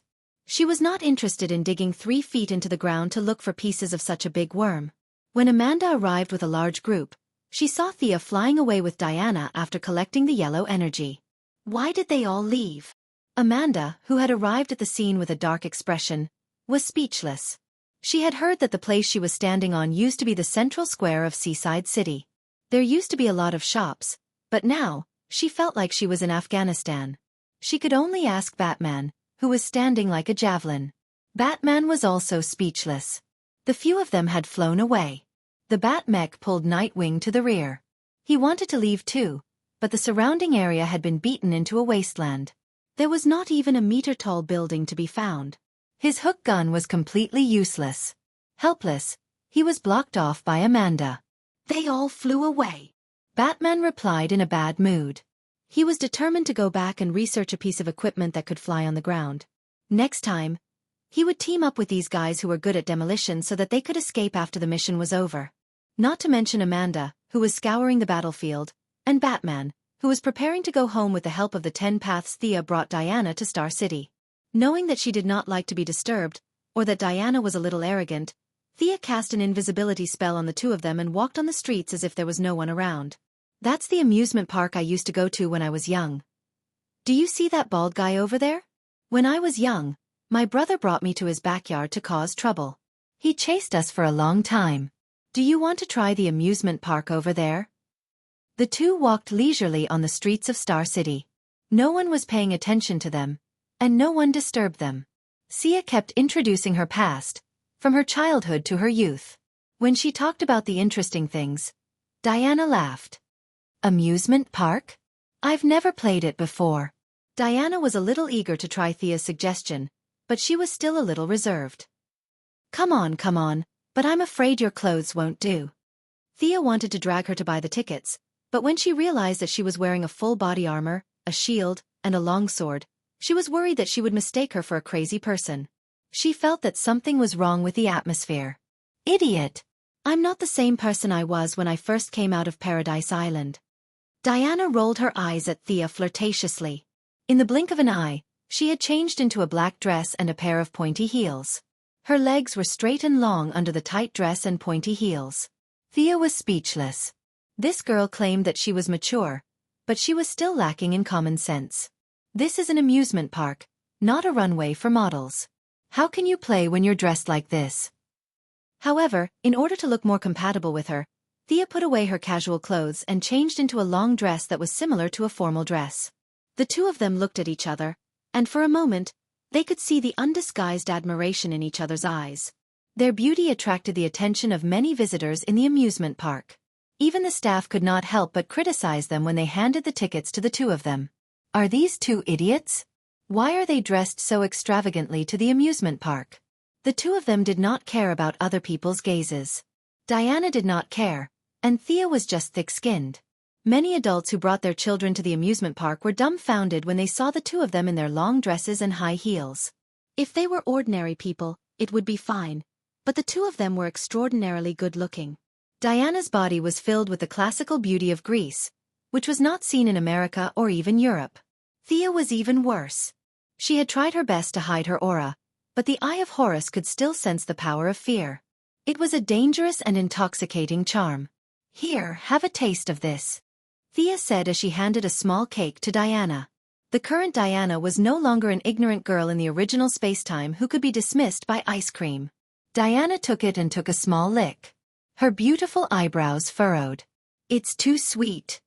Is it? Is it? Thea pretended to be confused and took a bite of the cake where Diana licked it. Heh, how dare you take advantage of me? The two of them bickered for a while, and the sense of alienation disappeared.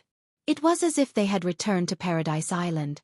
The roller coaster and bumper cars were all children's games, so the two of them did not get involved. They walked hand in hand in the bustling crowd. Occasionally, there would be a few thieves who wanted to rob the two of them because of their fancy clothes. However, they were intimidated by Thea's invisible aura. It was not until the two of them had walked far away that they realized that they had lost their composure. They did not dare to look at their backs and ran away. What have you been doing all these years? Have you been back to Paradise Island? The two of them found a bench and leaned against each other. Thea put her hand next to Diana's and compared them. Diana's fingers were slender and strong, while Thea's were nimble and slender. It could be said that Diana was better in terms of beauty. Whether it was her appearance or her body, she was worthy of the gods' blessing. She was the embodiment of strength and beauty. Under her radiance, even Thea's appearance that had been refined several times was still inferior. Chapter 288. Sia's advantage over Diana was that she was completely a contemporary, and the optimization of her appearance was also based on her original appearance. Her appearance was more in line with the aesthetic standards of the contemporary era. I've been to many places in the past few years. Diana looked at the crowd nearby. Her thoughts had already drifted far away. The glory of Greece is no longer there. The traces of the gods walking in the world can no longer be seen. Even all the gods in the world have disappeared into thin air. I've traveled from Europe to Africa, then to Asia. After that, I've sailed to America. Hee. Diana chuckled and revealed the answer to Thea's puzzled gaze. I also saw Audrey Hepburn. Hee. I only borrowed her song. Thea was a little embarrassed. She felt guilty plagiarizing Hepburn's famous song. But she's now? Thea was about to ask Diana to introduce her to Hepburn when she suddenly realized that 100 years had passed. She probably wouldn't be able to meet this person anymore. Although she doesn't have any divine power, she's a great person. I once wanted to help her extend her life, but she rejected me. I could only let her pass away peacefully without suffering from the disease. Thea could see that Diana and Hepburn were close friends. "I will accompany you." Compared to the previous 100 years of peace, Sia was extremely suspicious of how much suffering Earth would suffer in the next 10 or even 20 years. In the face of countless enemies, the length of one's lifespan was really meaningless.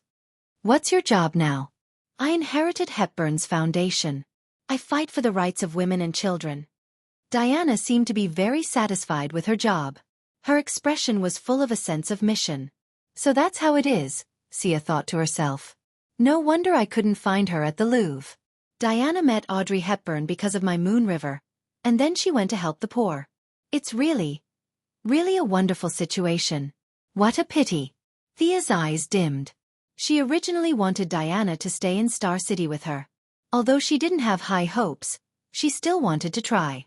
Now that she saw how independent she was, it was better not to say such things. Both of them had strong personalities, so there was no possibility of accommodating each other. Asking Diana to give up everything to stay in Star City, or asking him to give up everything to help the poor.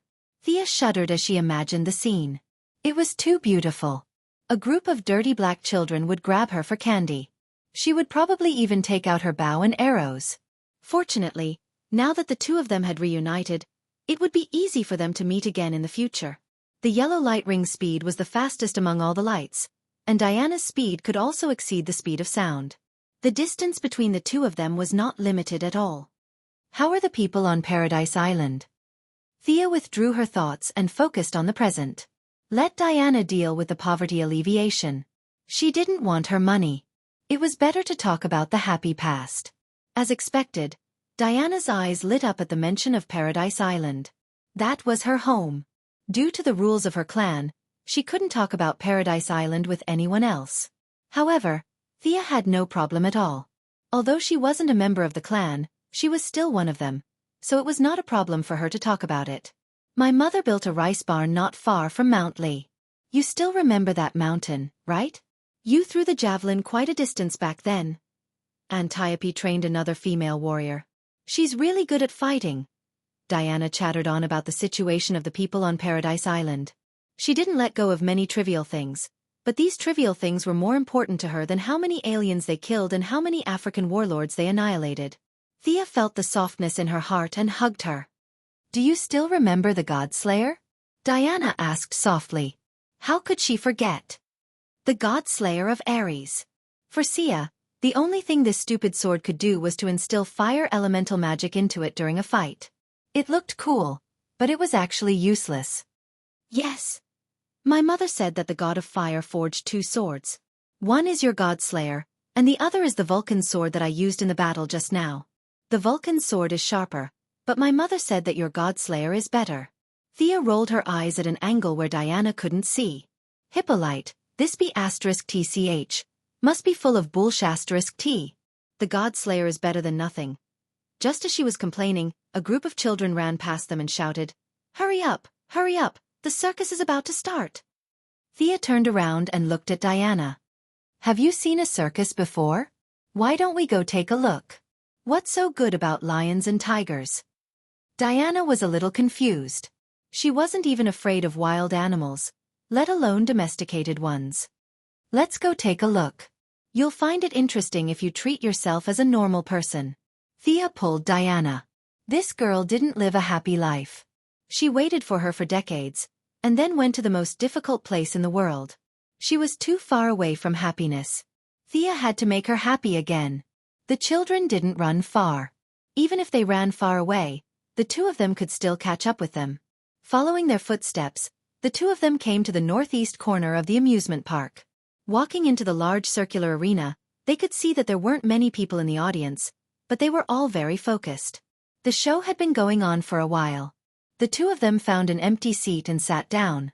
The circus didn't slack off because of the lack of audience. Everyone put in a lot of effort in their performance.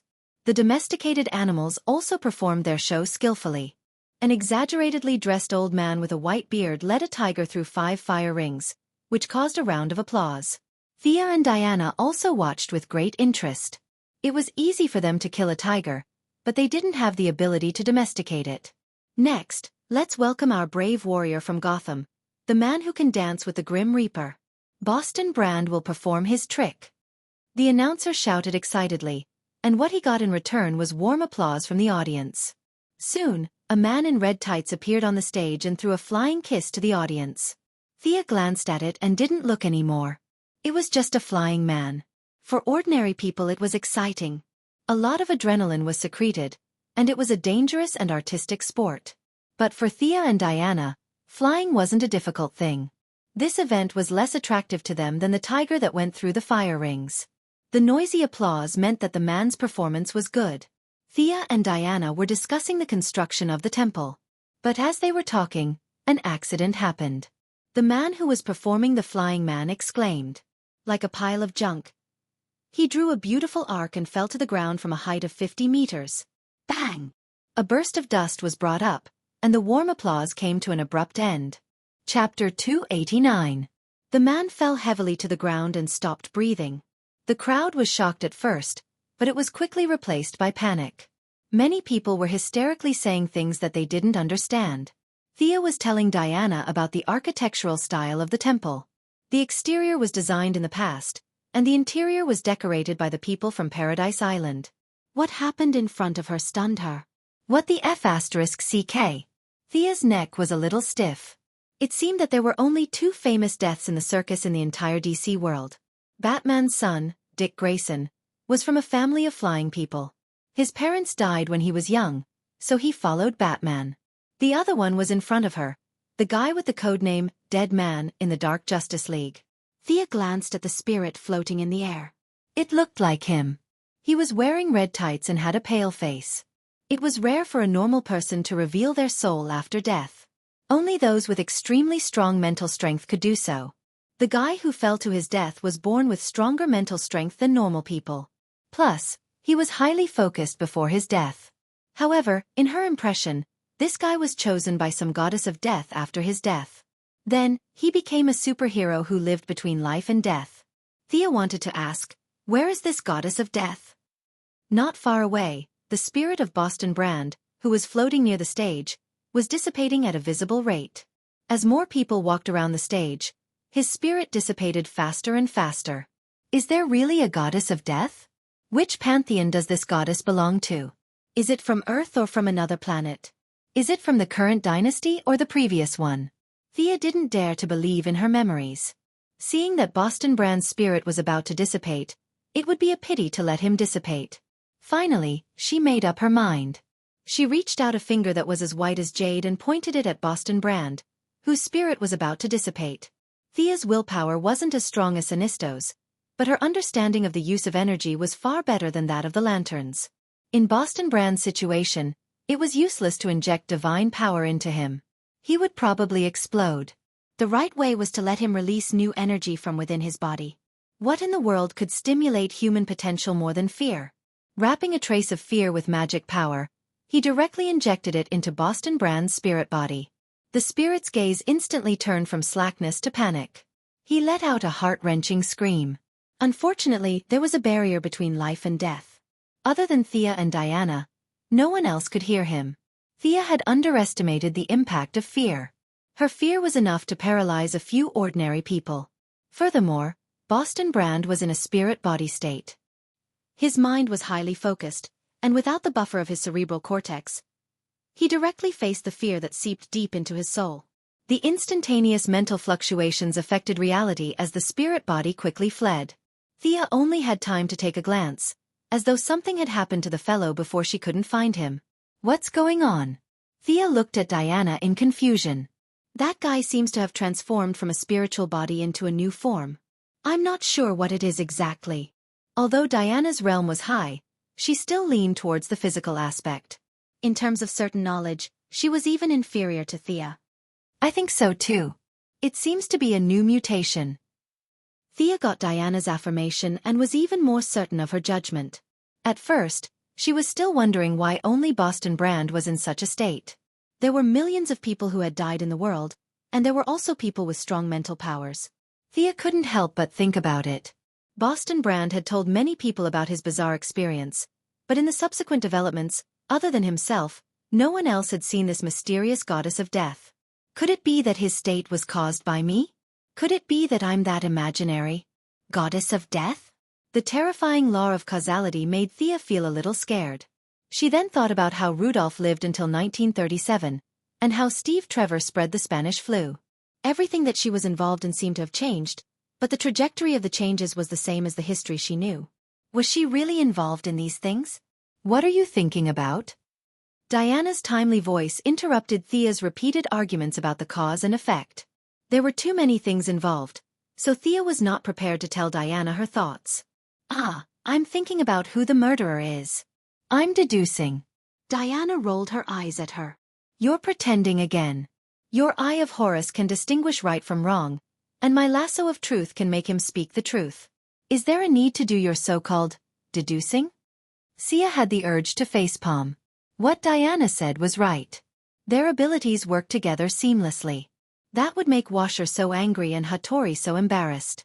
No matter how cunning a criminal was, he would be useless in front of them. She muttered to herself as she activated the Eye of Horus. Soon, a thin and tall balding old man came into view. The Eye of Horus told her very unscientifically that this man was the murderer. The murderer was found, but how was she going to expose him? Thea did not want to be seen by her acquaintances in Star City. Just as she was in a dilemma, her eyes lit up. A large group of acquaintances had appeared. She cast an invisibility spell on herself and Diana, hiding in the crowd to watch the subsequent developments. Get out! Don't ruin the scene! It was Thea's old acquaintance, Detective Lance of the Star City Police Department, and Laurel's biological father. Among the male police officers, a female figure was even more eye-catching. It was the little beauty Shadow whom Thea had rescued from Purgatory Island.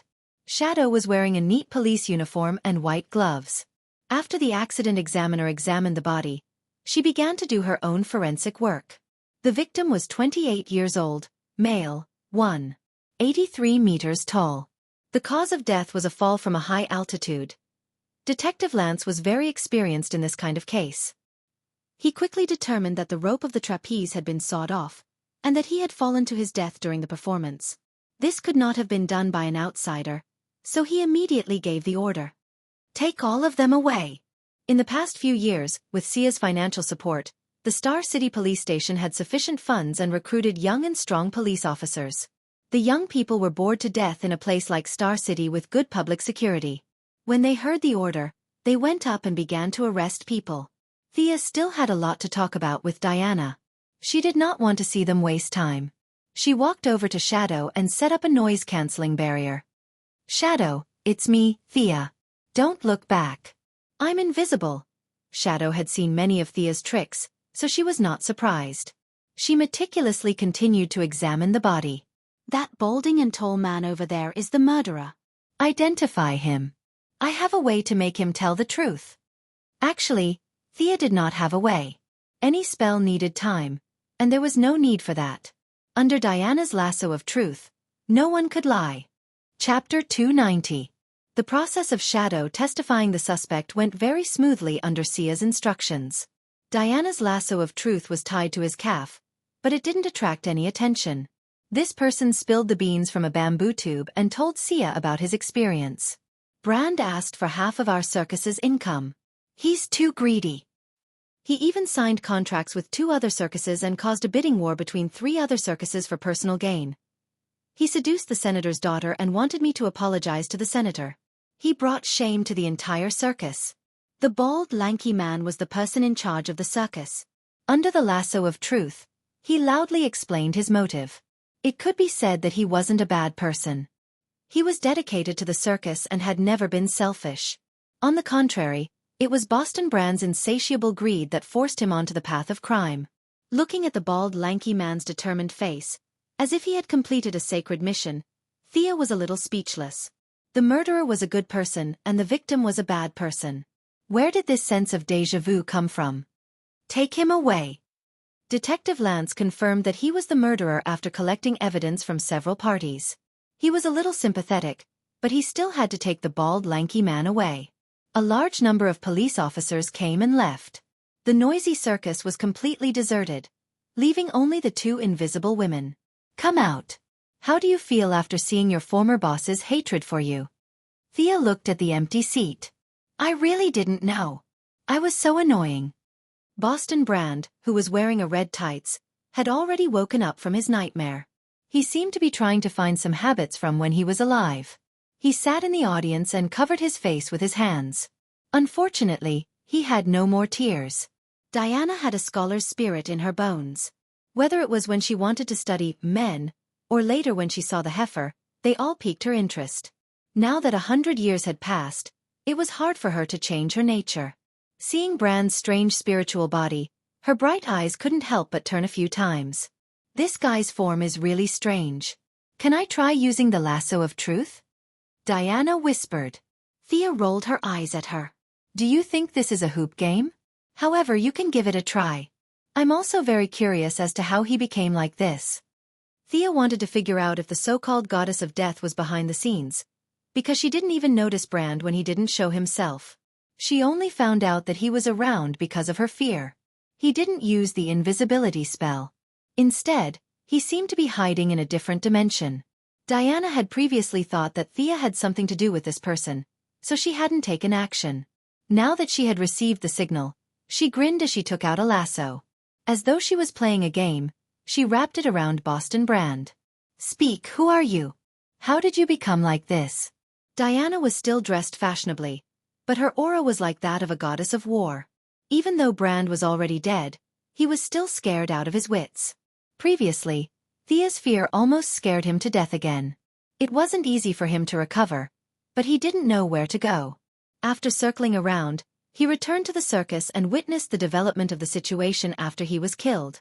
He had mixed feelings. After being exposed by Thea, he wanted to ask the only person who could see him what was going on. Before he could say anything, he saw a shiny rope around his body. What's going on? He had been wandering outside for a long time. No one could come into contact with him, and he couldn't come into contact with anyone either.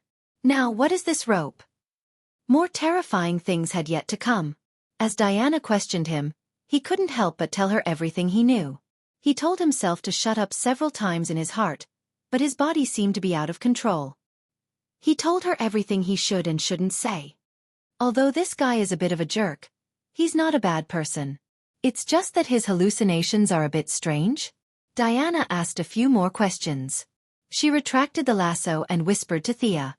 Indeed. There are too many people like him in modern society. The results of the interrogation were the same as Thea's initial guess. Brand chattered on about how he shared his life with a lot of people. He talked about the goddess of death and the fallen angel discussing the meaning of existence with him. When Thea heard this, she wanted to spit in his face. Fallen angel?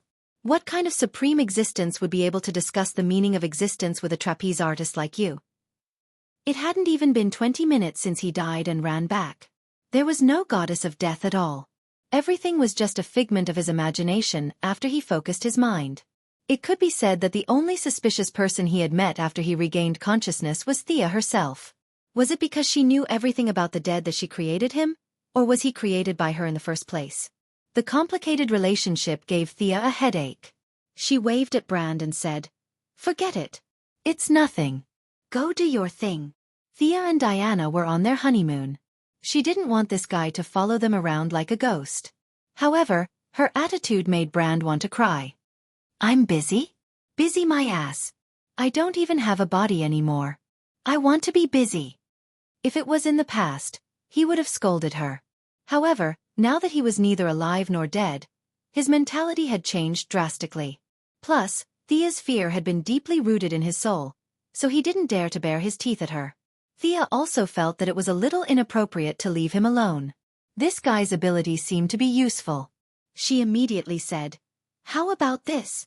Your life form is irreversible. I'm afraid you need some time to think about your future. If you've made up your mind, you can come and find me," Thea said as she took out her business card from her satchel. Her phone number and email were on it. "I can't touch the physical body," Brand said pitifully. This guy doesn't know his ability. Does he not have it? Or does he not know how to? Thea touched her chin. Just then, an old man walked past the circus. Thea pointed at the old man and said, "Adjust the frequency of your spirit body to be the same as that person's. See if you can enter his body." Brand was actually very smart. After turning into a spirit body, the use of his mind power was almost instinctive.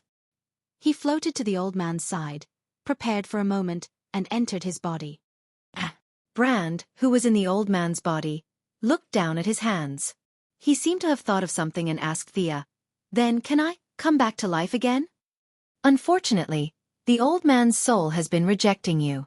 It's only because this old man's mind power is weak, and your mind power has been strengthened tenfold or even hundredfold after your death that he has no resistance to your possession.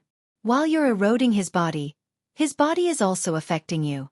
If you don't come out for a long time, you'll spend the rest of your life in this old body."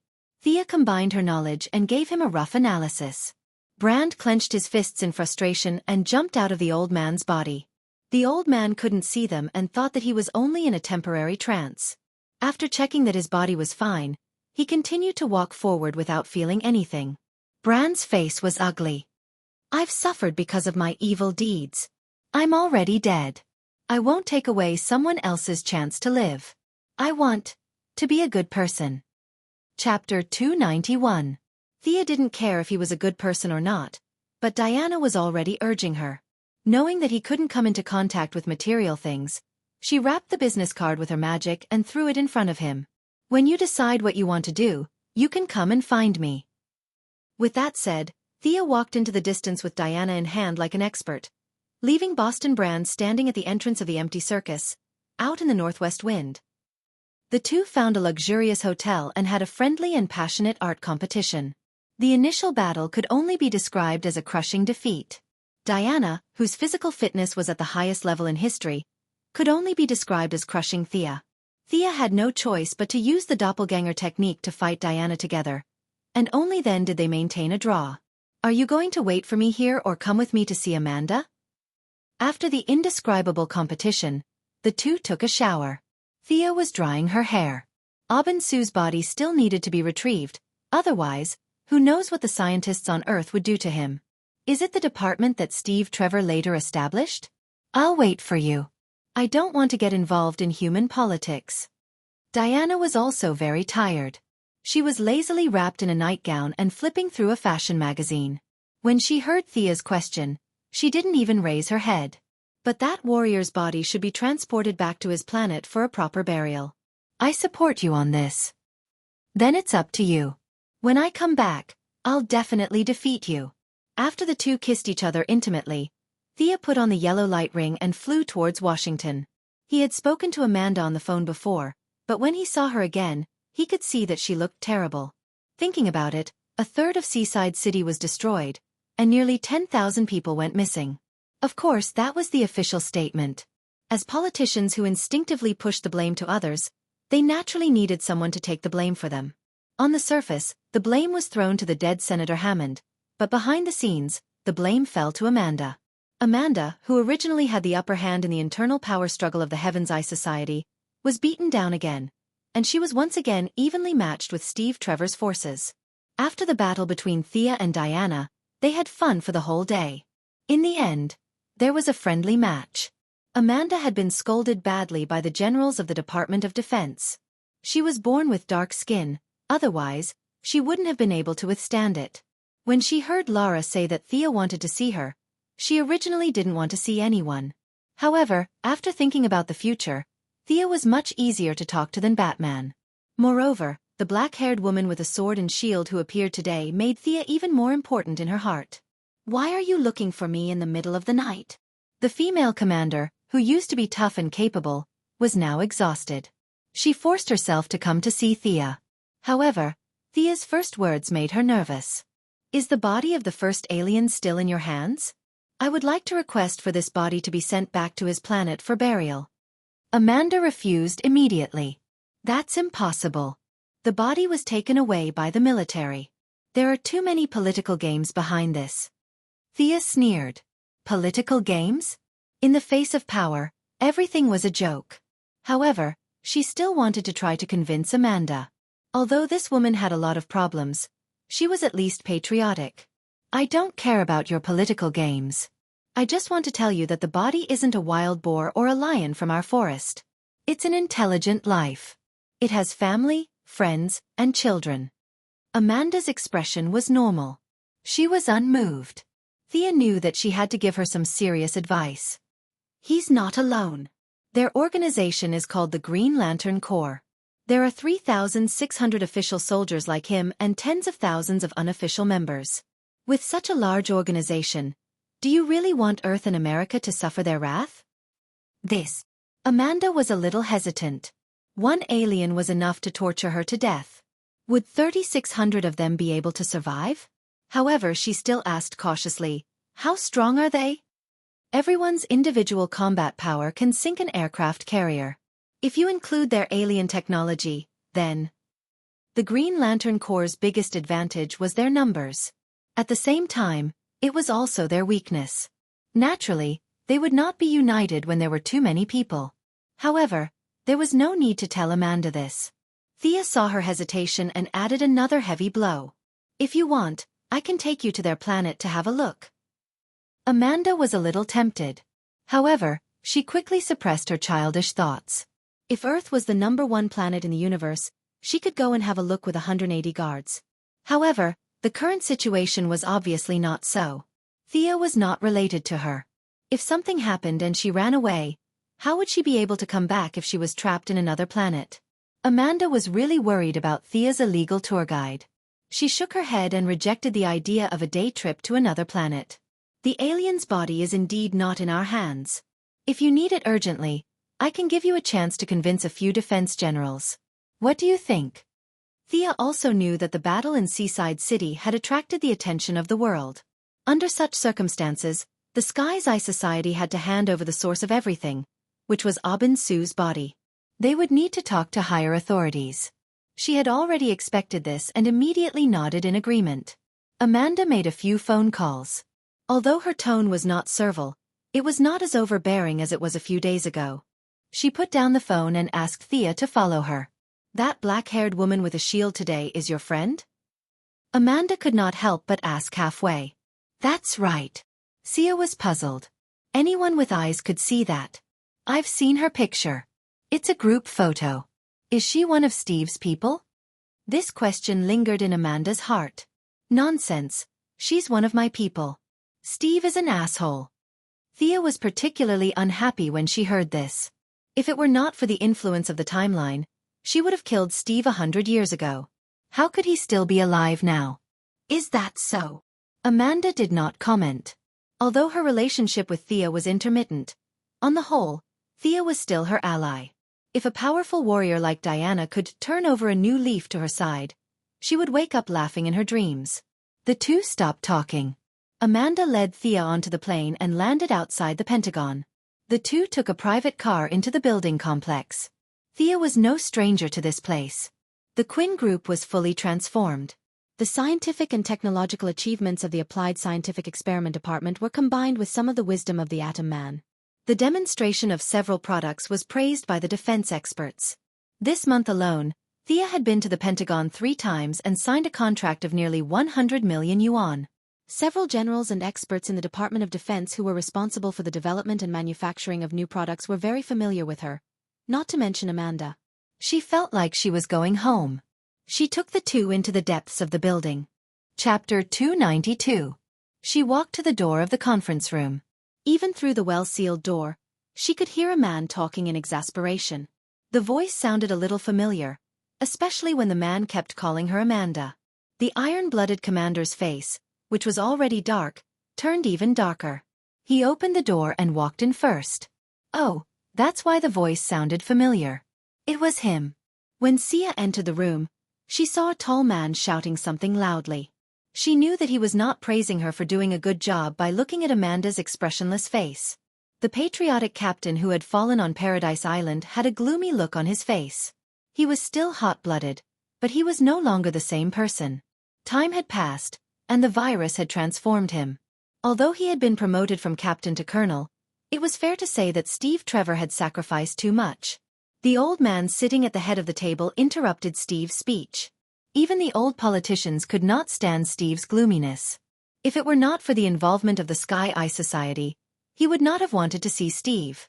Miss Quinn, why are you in such a hurry to ask us to hand over the alien's body?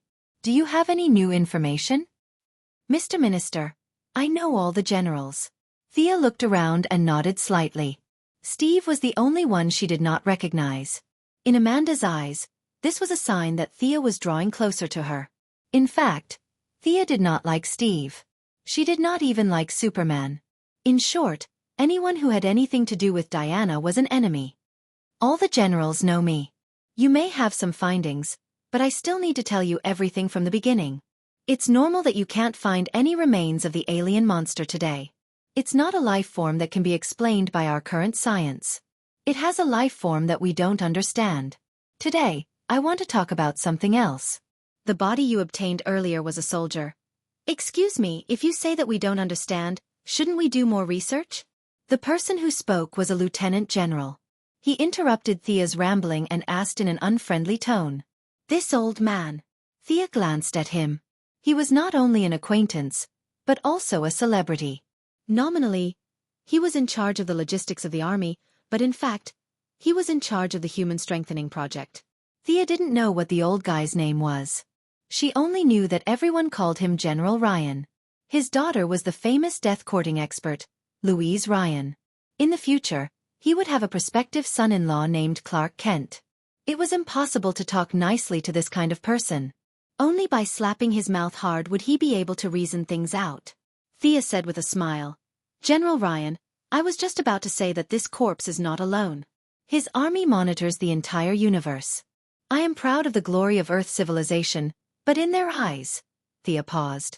In their eyes, the universe is divided into 3,600 sectors, and Earth is just one planet in the 2814 sector. The corpse we are talking about was in charge of this sector when he was alive. Do you understand what kind of organization you are facing? In order to deepen their impression, Thea added, this corpse was the greatest warrior of their organization when he was alive. His best friend is now in charge of the entire army. So I hope that you can consider the big picture and not start a war. The best way to deal with them was to raise the banner of justice and put yourself on the moral high ground before anything else. Thea's words made the participants hesitate. The number of extraterrestrial technological products that landed on Earth was a huge number, but the research results were few and far between. It was the same for this corpse. It would be fine if they could find something, but if they couldn't, they would be the ones to take the blame. It was a bit difficult for them. I still don't quite understand. Even if we want to return the corpse, how do we do it? General Ryan, the father-in-law of the future Superman, asked, unwilling to give up. Thea knew that they would have this question. She had already thought of a way to deal with it. She took out the yellow light ring and completed her transformation. Of course I will send it over. Are you going to take a spaceship? The yellow figure during the day was you? Are you a superhero too? Are you an ordinary person after taking off the ring? General Ryan asked quickly. Thea was also helpless. A lot of people saw the broadcast during the day. It was impossible not to attract attention. It was not the time to expose her magic, so the yellow light ring was a good cover. Heavenly, I would have a lot of information on him, so he would know what he should know about being a superhero and would never know what he should not know. There was an accident at the Sky's Eye Society's seaside city base. I was chosen by this ring and went to their planet. After I learned that there were alien creatures invading, I hurried back. It was the ring that chose me, not the other way around. What's the condition for the ring to choose you? Because you are a woman? A guy who looked like a rat said with a playful expression. Thea secretly remembered this person's appearance and said casually, willpower. I have unparalleled willpower. However, her words did not attract the attention of a few people. What was willpower? It was an illusory thing. The ring is here. If you want to test your willpower, you can come up and enter the range of the ring's halo. Thea took off the ring and took 2 steps back. She made an inviting gesture. Their eyes lit up instantly. Why did they risk their lives to protect the alien corpse? Wasn't it to decipher the alien technology and live for a few more years? Now the opportunity seemed to be right in front of them. Can I fly as long as I wear the ring? A strong guy stood up and said. Sia nodded. It was not that she looked down on this group of people, but Batman was probably the only person on Earth who could wear a yellow light ring. This group of people would not be a match for the ring even if they joined forces. Sure enough, as soon as the first guy entered the 1-meter radius of the ring, he collapsed to the ground in less than 2 seconds. He had to give him medicine and call for first aid, and it took him a while to save his life. Who else wants to try? Let me make this clear in advance. If you are recognized by the ring, you will be sent to an alien planet to receive guidance. You have to think carefully. Sia's lips curved into a beautiful arc as she looked at them with a smile. Sure enough, after hearing what she said, these people who thought they had strong willpower immediately shrank back. They were not going to go to an alien planet. On Earth they had become generals. Would they become slaves in an alien planet? General Ryan was still unwilling to give up. My subordinate claims to have an iron will. Can he give it a try? Thea had no objection. She wanted to see how strong this iron will Bissinisto was. The soldier named Iron Will came quickly. His military rank was not low, and he was a colonel. He looked determined and had strong execution skills. After receiving the order, he walked into the yellow halo without hesitation. Needless to say, this person was much stronger than the previous guy. After persevering in the halo for a full minute, he retreated with a face full of sweat. His eyes were red, and his face was distorted to the point that he did not look like a human. He took out a pistol and began to shoot wildly. In order to show that she was an ordinary person, Thea had already hidden under the table. Chapter 293. At the same time, Amanda hid under the table as well. The dark-skinned woman had been scolded by all the generals in the room the whole day. It was impossible to expect her to save someone in a critical moment. Now that Thea was hiding under the table like an ordinary person, the two women tacitly agreed not to speak. They hid very well. The people in the meeting room were unlucky. General Ryan's Iron Will soldiers were firing like crazy. Two of the generals were hit by stray bullets. One of them was the one who mocked Thea for wearing the yellow light ring because she was a woman. Now that she had obtained the yellow light ring, she didn't benefit much in other spells. But in terms of the use of fear, Sia would gain new insights every day. Every day, she would be able to innovate on the old spells. Seeing the guy with a big mouth get shot, Sia didn't hesitate at all and instantly cast an improved fear on the target. The previously wretched general suddenly became 100 times more courageous. He leaped towards the berserk Iron Will soldier and was hit by 3 bullets in mid-air. However, his sacrificial pounce was still very effective. He bravely knocked down the source of danger and bought some time. When the guards outside the door rushed in and shot the Iron Will soldier to death, the general who bravely saved his comrade had already been dead for 5 minutes.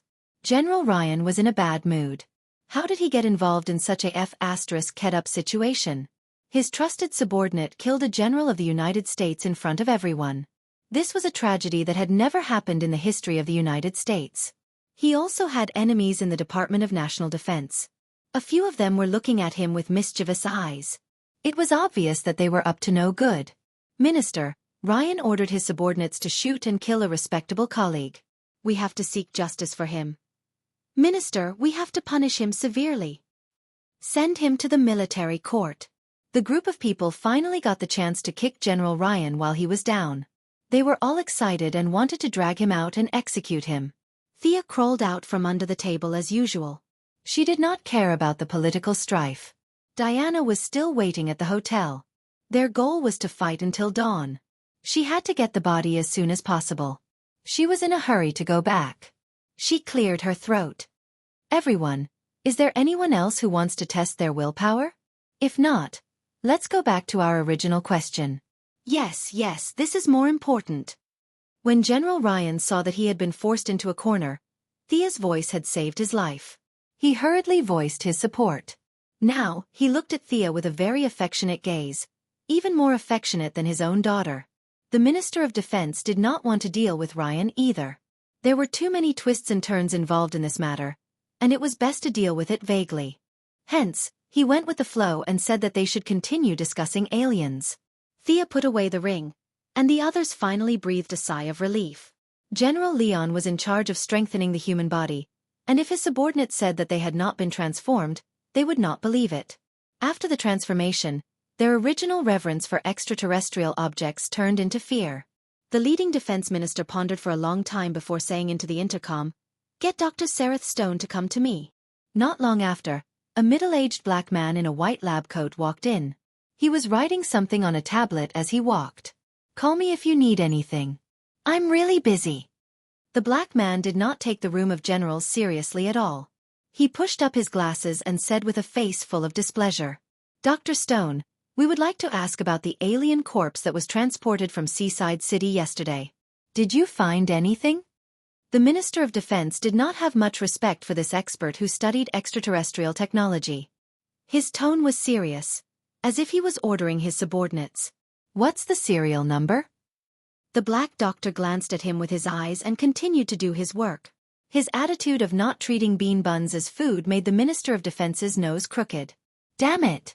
He was so busy every day. How could he remember the serial number? Besides, what the hell was this serial number? This was what you called it in your laboratory. Serial number K35H97. Finally, someone resolved the Minister of Defense's awkwardness. A certain Major General with good eyesight quickly checked and reported the serial number that the Black Doctor needed.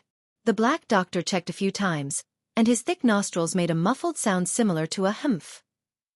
"This corpse has no value. It's an ordinary carbon-based life form. Its physique is stronger than that of an Earthling, but its strength is limited. Judging from the cell division, it has a lifespan of about 40 years on Earth." Several generals immediately withered. If it was only a little stronger than ordinary people, then there was indeed no need to study it. The Minister of Defense also knew that the military had a lot of extraterrestrial items that were plundered from all over the world. Since it had no value, he might as well do Thea a favor and let her take it away. "Miss Quinn, in that case, you can take the body." The Minister of Defense was so frightened by the gunfire that his legs were a little weak until now. He was ready to dismiss the meeting and go back to rest. But when he wanted to leave, the Black Doctor did not agree. When he entered the door, he looked at Thea for the first time and found that he did not know her. "Why do you want to take it away?" "This is my experimental field." He thought that Thea was in the same field. Thea had recognized this guy long ago. The father of the future Steel Bones, an expert in extraterrestrial technology for the government and military. When his son Victor Stone was seriously injured, he used the extraterrestrial technology in the laboratory to save his son's life and created the superhero Steel Bones. His technology laboratory, codenamed Red House, gathered all the extraterrestrial technology that could be found on Earth. It was normal that he did not like Aubin Sue's body now. But should she tell him about the extraterrestrial war and the story of Aubin Sue's brother-in-law and sister-in-law? Thea looked at the Minister of Defense hesitantly. "Dr. Stone, Miss Quinn's body is to be transported back for burial. Her affairs have nothing to do with you." For such a person who was dedicated to science and technology, it was useless no matter how much power he had. The Minister of Defense covered his forehead and explained. "Burial? Where are you going to be buried?" Dr. Stone stopped fiddling with his tablet and looked at Thea for the first time. The Minister of Defense was helpless. When he met such a person who wanted to get to the bottom of things, he could only choose to tell the truth. Transporting back to the original planet of this body. Hearing this, Dr. Sareth Stone was stunned for a few seconds, then he jumped up excitedly. "You can go to an alien planet. Can you take me to see it? Is it in the Milky Way? How many light years is it?" Thea and the Minister of Defense looked at each other and saw the speechlessness in each other's eyes. Thea meant that he should quickly pull this guy away. The minister's eyes said that he should just fool him with a few words. Dr. Sareth Stone ignored the strange looks around him and ran to Thea excitedly, almost squeezing Amanda. He swiped a few times on the tablet and asked expectantly, "Do you know these words?" Chapter 294. Yes. It's a language from planet Syria. It's about. With the help of the Light Ring's translation function, Thea could understand all the languages in the universe that could provide fear and emotion. Naturally, she could understand the language in front of her. "What's it about?" Dr. Silas Stone asked anxiously. He had spent 3 days deciphering the language without eating or drinking, but until now, he still had no clue. Thea glanced around and took in the expressions of everyone in the room. "Embarrassed," she said. "It's about how to reproduce more efficiently. They used some kind of tool to make it more efficient. Many words could not be translated in Earth's language." Thea explained ambiguously. "Reproduce?" The word entered everyone's ears and filtered the information through their brain. Those who reacted quickly looked at Dr. Silas Stone and smiled without saying a word. Those who reacted slowly were still pondering. Dr. Silas Stone stared at the tablet in his hand in disbelief. Then, he thought of the cylinder that he had been studying for 3 days. His son was already in his teens. It was easy for him to understand. Damn it! What happened to the high-tech aliens? The originally sci-fi scene suddenly turned into an indescribable object. The huge psychological difference made him almost run away. He calmed himself down. This was the only good thing about being black. He coughed lightly and said, "Then, can you help me take a look at these words?" Thea patiently chatted with him for a while. She had to admit that the country was really powerful. Many of the languages were lost in the universe. Without the help of the light ring, not many people could translate them. The people who collected the information gathered all the information they did not know. Thea even saw a stone slab that recorded a powerful spell. It was a pity that she could not see the full text. She just said that she did not know anything about magic and told him about aliens. Dr. Silas Stone was dissatisfied with her perfunctory attitude and refused to let her go. Thea had to use her trump card. The aliens will be here soon. Don't waste time. Can you bear the responsibility if something happens? The shocking pot scared the Black Doctor. He muttered in his heart, "Is it that serious?" However, seeing that the generals in the room were very serious, he could only keep his doubts to himself and take Thea to retrieve the body. With the help of official business, Thea finally walked into the Red Room, a not-so-famous laboratory. Through the function of the lantern ring, she silently looked around. There were many good things, but most of them were technologies from nearby star regions. Unfortunately, only half of the particle booster remained. The strong magnetized rotating core power amplifier had a large burnt hole at the input interface. The white noise impact cannon, the weapon that would become famous in the future, was nowhere to be seen. Many things were casually piled together without any apparent purpose, making the room seem a little cramped. Thea looked around and realized that most of the items were abandoned. There were only a few that could be used. "This is the Red House? You must be kidding me," she asked in confusion. "This is your laboratory?" Dr. Stone replied casually, "Yes, but it won't be for long." Thea turned to look at General Ryan, who had followed them here. There was a hidden meaning in his words. Their laboratory has spent too much money, but it has not produced any results. The Department of Defense has ordered them to move out of Washington to other cities. This site will be left to a more valuable research team. General Ryan's lips curled up slightly. It was obvious that he was very proud. Thea nodded and did not say anything. It wasn't hard to guess what had happened.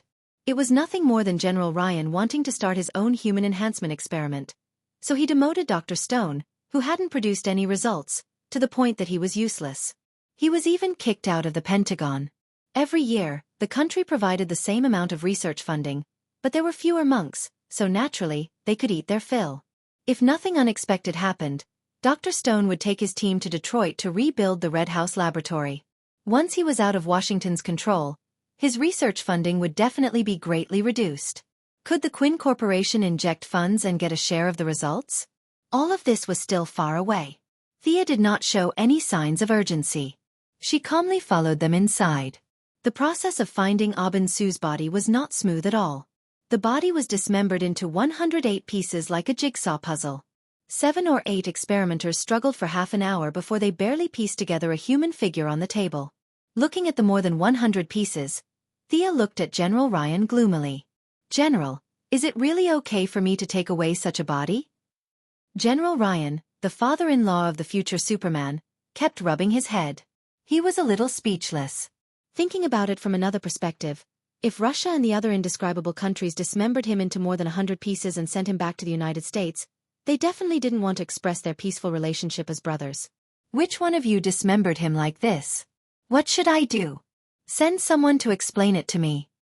Thea actually had a way to deal with the body. She could not simply draw a few magic circles to bring him back to life, but it seemed that she could still restore his flesh and blood.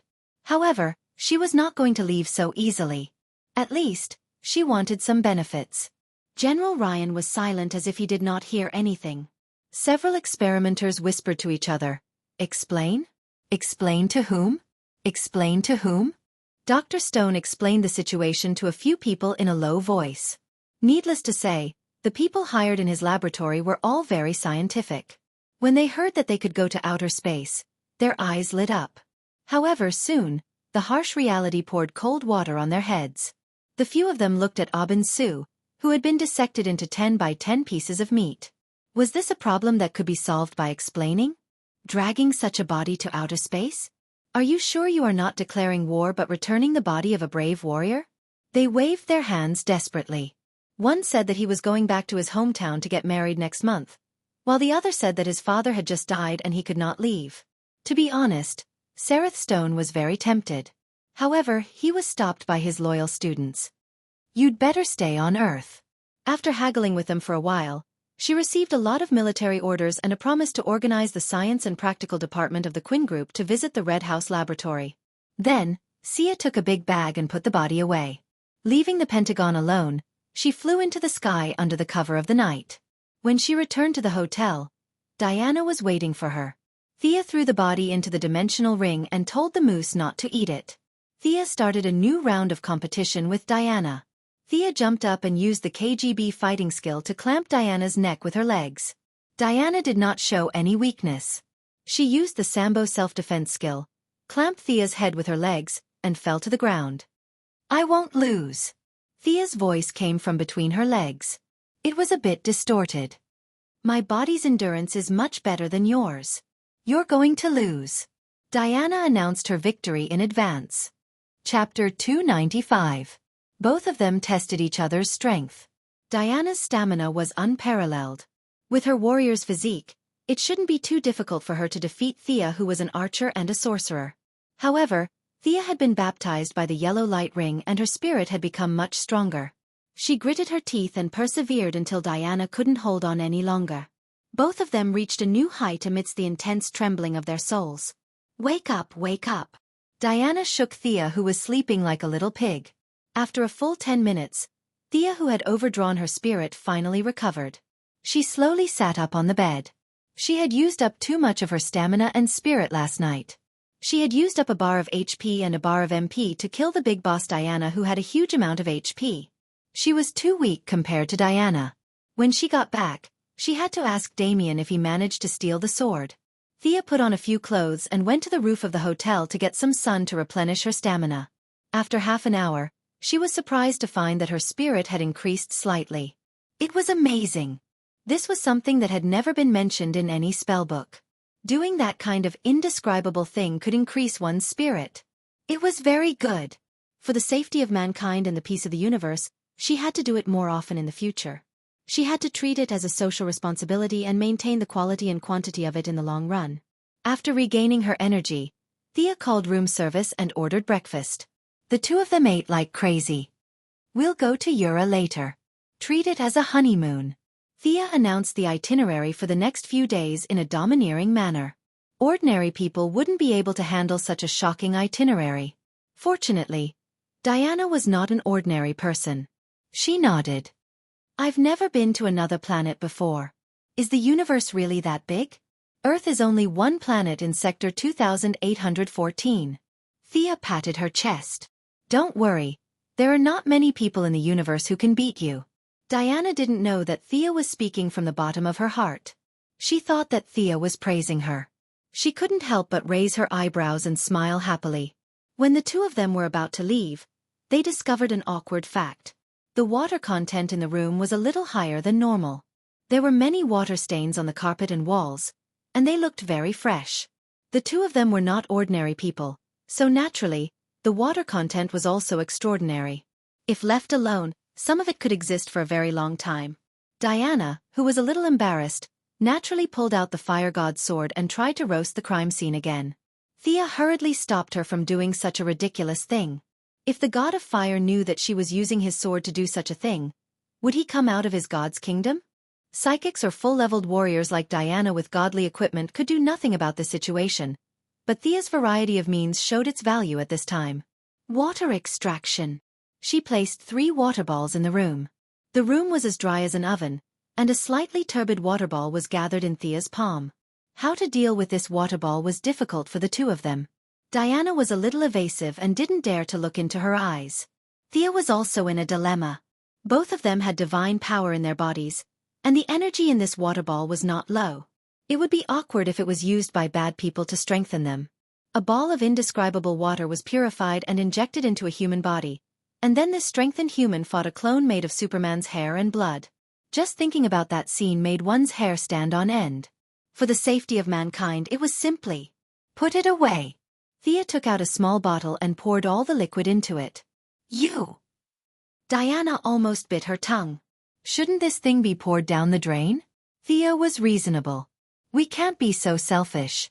The greater the power, the greater the responsibility. We have the responsibility and the obligation to contribute to the safety of the Earth. A bunch of nonsense barely dispelled Diana's concerns.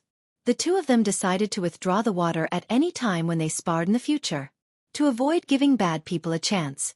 The two of them cleaned up the crime scene, checked out and left. They came to a place where there was no one and flew out of the atmosphere. Thea opened a wormhole and the two of them left the Milky Way. Of course, they wouldn't go to Ura directly.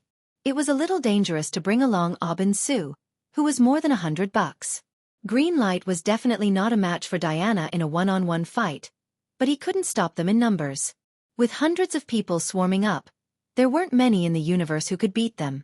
They found a planet with signs of intelligent life and the two of them stopped. Thea wanted to restore Aubin Sue's body, or at least look like a human. Diana, on the other hand, took the lasso and studied intelligent life with nothing to do.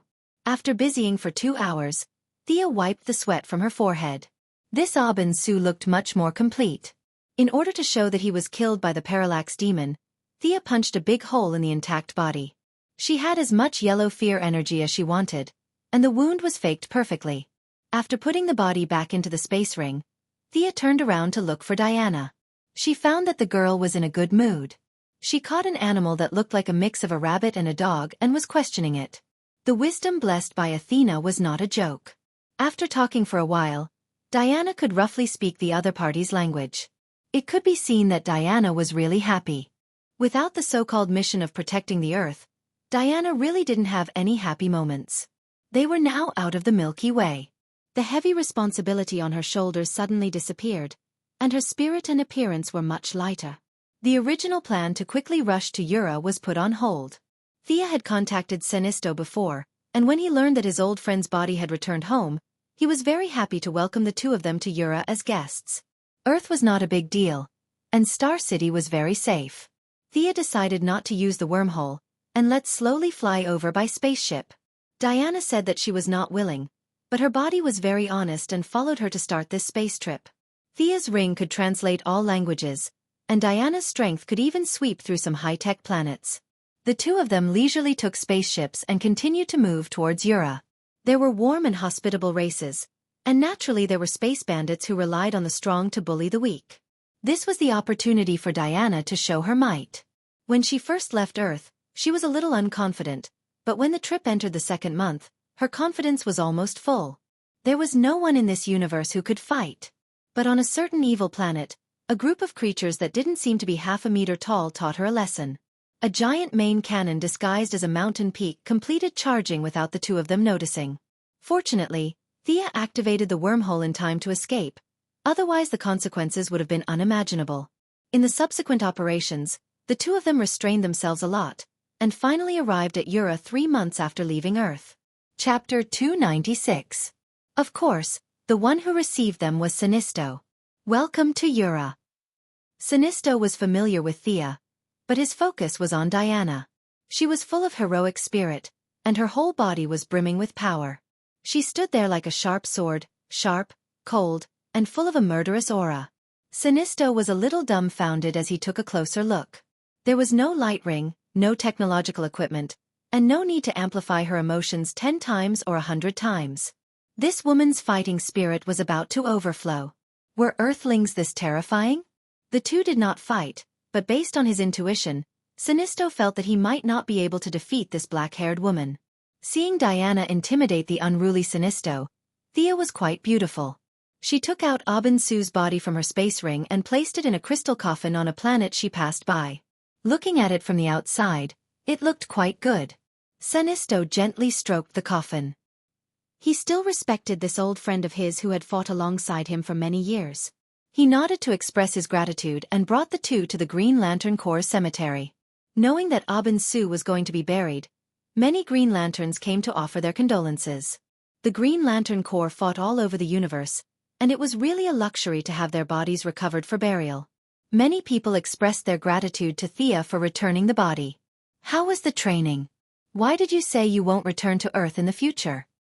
At the funeral, Thea saw Hal Jordan, who was undergoing training on Ura and would return to his jurisdiction in a few days. However, Hal Jordan was very depressed and said that he did not want to return to Earth. That was why Thea asked. In the original spacetime, Hal Jordan returned to Earth with the mentality that he was a superhero, but with Thea's participation, a few superheroes emerged. His little tricks were nothing. In his mind, Earth was very safe, and he did not want to cause trouble. After explaining a few words to Thea and preparing to leave, Sinisto came back with a sad look in his eyes. Although his relationship with Thea was not considered friendly now, it was no longer as stiff as before. You're definitely not just returning the body, right? Is there anything else? Sinisto already had some understanding of this Earthling woman. Unlike Hal Jordan, who had been trained by him, this husky was an innocent child without any ulterior motives. Thea, on the other hand, was completely different. She would never do anything that did not benefit her. It had to be said that Sinisto had pretty much guessed Thea's mentality. She originally only wanted to befriend the Green Lantern Corps, but after meeting Boston Brand a few days ago, she changed her mind slightly. It's like this. I found a very interesting person a few days ago. I think he's very suitable for the Yellow Lantern Corps. Could it be the woman beside you? Sinisto looked at Diana from the corner of his eyes. She was so strong even without a light ring. He definitely could not let her enter the army. Otherwise, who would be the leader? He quickly thought of an excuse to reject her. How could Thea let Diana wear the yellow light? She immediately rejected. No, she's my lover. She has nothing to do with the army. Hearing that it was not Diana, Sinisto heaved a sigh of relief. His expression softened considerably. Is he an Earthling? Ah. Thea thought for a moment before answering. He was an Earthling when he was alive. I'm not sure where he's from now. An Earthling when he was alive? Sinisto's head was full of question marks. He looked at the Light Ring's language translator to make sure it was not wrong. What did this mean? Where is he? Can I see him? Thea scratched her head. Actually, he's already here. You just can't see him. I can't see him? Sinisto had fought for the Green Lantern Corps for many years and had actually seen many enemies who could turn invisible. However, no matter how he looked, he could not see anyone nearby. However, his powerful spiritual power did sense a cold and gloomy energy to his right. Is it here? Sinisto pointed at the place he sensed and received an affirmative answer from Thea. This surprised him. With such a strong invisibility ability, the destructive power it could cause was enormous. Half a month ago, Thea returned to Earth to buy food because Diana was not used to the extraterrestrial tastes. She also took care of a few matters in Star City. Before she left, she received an email from Deadman. After careful examination, Thea found that there was a fragment of her spiritual power in the depths of his soul. If she was not wrong, it should have been caused by the fear spell. This situation was a bit like the recognition of a master in novels. A single thought from her could completely obliterate him. Thus, the idea of taking him in as a fighter emerged. For him to find the meaning of his existence, Thea's suggestion was to become a superhero. If you want to have a physical body that can be seen by outsiders, what do you think of my yellow light ring? As long as you wear it, you can materialize your body. One ring only costs 998. After some persuasion, she gave Boston Brand the codename Deadman, and stored him in the space ring before bringing him to Ura. Sinisto had no divinity or magic, but he could rely on his powerful spiritual power to sense the existence of Deadman. Thea was impressed. How is it?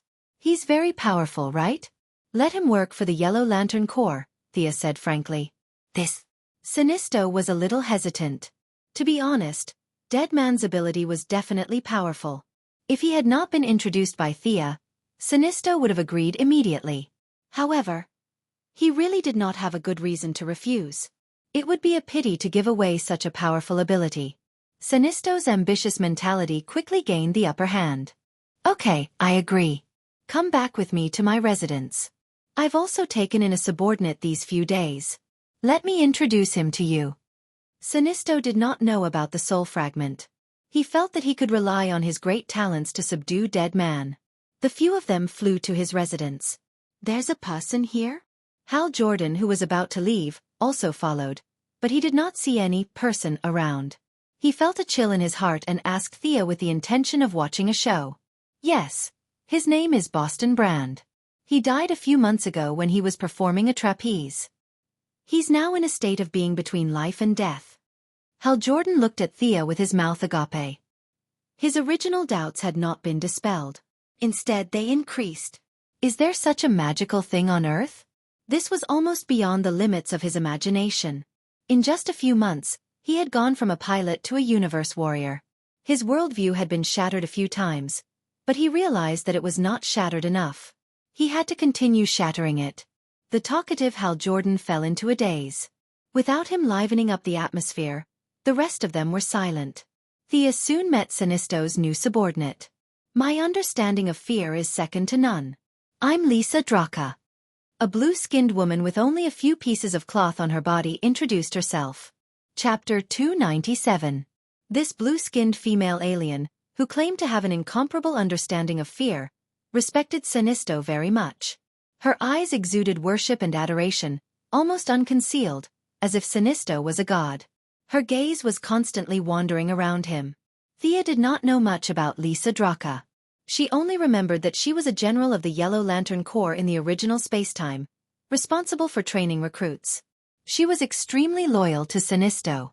The Parallax Book was controlled by her in the original spacetime, and she claimed to have the powerful combat power to deal with 3 Green Lantern warriors at the same time. Unfortunately, she died before she could achieve anything. She encountered Hal Jordan and the others who had cheated. In short, she was a person with some strength and broad vision, but she underestimated her own strength. Lisa Draka was born from fear, from the blue Taroko star cluster. She has the ability to sense the fear of others. "I think highly of her ability," Sinisto said straightforwardly. Thea nodded in agreement. Although this woman was a little arrogant, her strength was not bad. If she was not compared to those cheats, she would be a small boss. She understood Sinisto's intention and summoned the Parallax Book. Ah! The appearance of the giant golden book in front of them caused different reactions. Thea and Sinisto could each control fear, so the power of the giant book had no effect on them. Diana was slightly uncomfortable, but she quickly resisted it.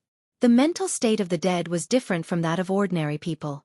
He had a piece of Thea's mental fragment, so he was immune to the power of the Parallax Book. Lisa Draka's claim to have an incomparable understanding of fear was not an exaggeration. Her face was extremely ugly, and she bit her lip hard, but she held on and did not embarrass her boss Sinisto. Hal Jordan, who came as a spectator, was in big trouble. Countless scenes of fear echoed in his mind. Just the scene of his father's plane accident when he was young appeared more than 10 times. The intense fear was eroding his central nervous system. If he could not hold on, he would turn into a fool in front of everyone. Thea was shocked. They were from the same hometown on Earth, so she could not just watch him die without knowing why. If the members of the Ring of Lights could only watch, they would be pulled away if they could hold on. In the past, her spells would be at a loss in such a situation. But now that she had mastered the emotion of fear, she cast an improved version of the anti-fear spell on him. Hal Jordan finally regained consciousness. He gasped for air and lay on the ground, unable to get up. She deliberately observed Lisa Draka's expression. This woman, who used to be the boss of the world and Sinisto's number 2, didn't dare to ignore Thea, who held the Parallax Book. She lowered her head slightly to show her respect. "Not bad. I agree to let her join the Yellow Lantern Corps." This was a tacit understanding between her and Sinisto. Both of them were very cautious when recruiting new members. Without Sinisto, there would be no new Yellow Lantern ring, and without Thea, there would be no official member. However, both of them had plans for the future of the Yellow Lantern Corps. This conclusion could be drawn from the fact that they recruited new members almost simultaneously. "Is there a new function in your book?" Sinisto extracted the yellow energy. This energy was much larger than when they first met. The fear of the Parallax Demon was absorbed into this energy. "Ah yes. Any intelligent creature that touches or looks at the Parallax Book will be intimidated by fear. Even if they manage to overcome the fear, their speed will be greatly reduced. Conquering fear will increase one's speed, and being affected by fear will slow one down." Thea explained the ability of the Parallax book to Sinisto. This guy was the first person to recognize the yellow lantern ring, so the book had no effect on him at all. This book had a lot of restrictions, but if used cleverly, it could result in great results. Thea initially thought of the few weak-willed speedsters. They ran all over the mountains like wild donkeys every day, so this book was the most suitable to deal with them. After understanding the effects of the Parallax book, Sinisto lowered his head to create the lantern ring and said, "Why don't you let your new subordinate fight with mine?" This guy was indeed very competitive. He never forgot to compete. Thea did not mind. She also wanted to see how strong the dead man was. She immediately nodded. "Sure, as you wish." When Lisa Dracker heard that she was going to fight, she was not afraid at all. She stood alone in the middle of the field and waited for nearly half a minute. She was completely dumbfounded. Didn't he say he wanted to fight? Where is he? Who wants to fight with me? Is he here?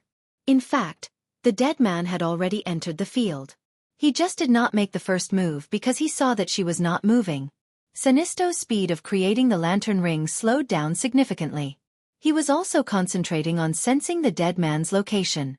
He also felt that this kind of invisible enemy was too troublesome. Even if they had earth-shattering power, it was useless if they could not hit the opponent. In the face of an unknown enemy, an invisible enemy, no matter who it was, they would feel fear. Sinisto could not help but glance at Thea. The guy she had chosen really fit the Yellow Lantern Ring's motto. Only the dead man could instill fear in the enemy. "I'm fighting an invisible person?"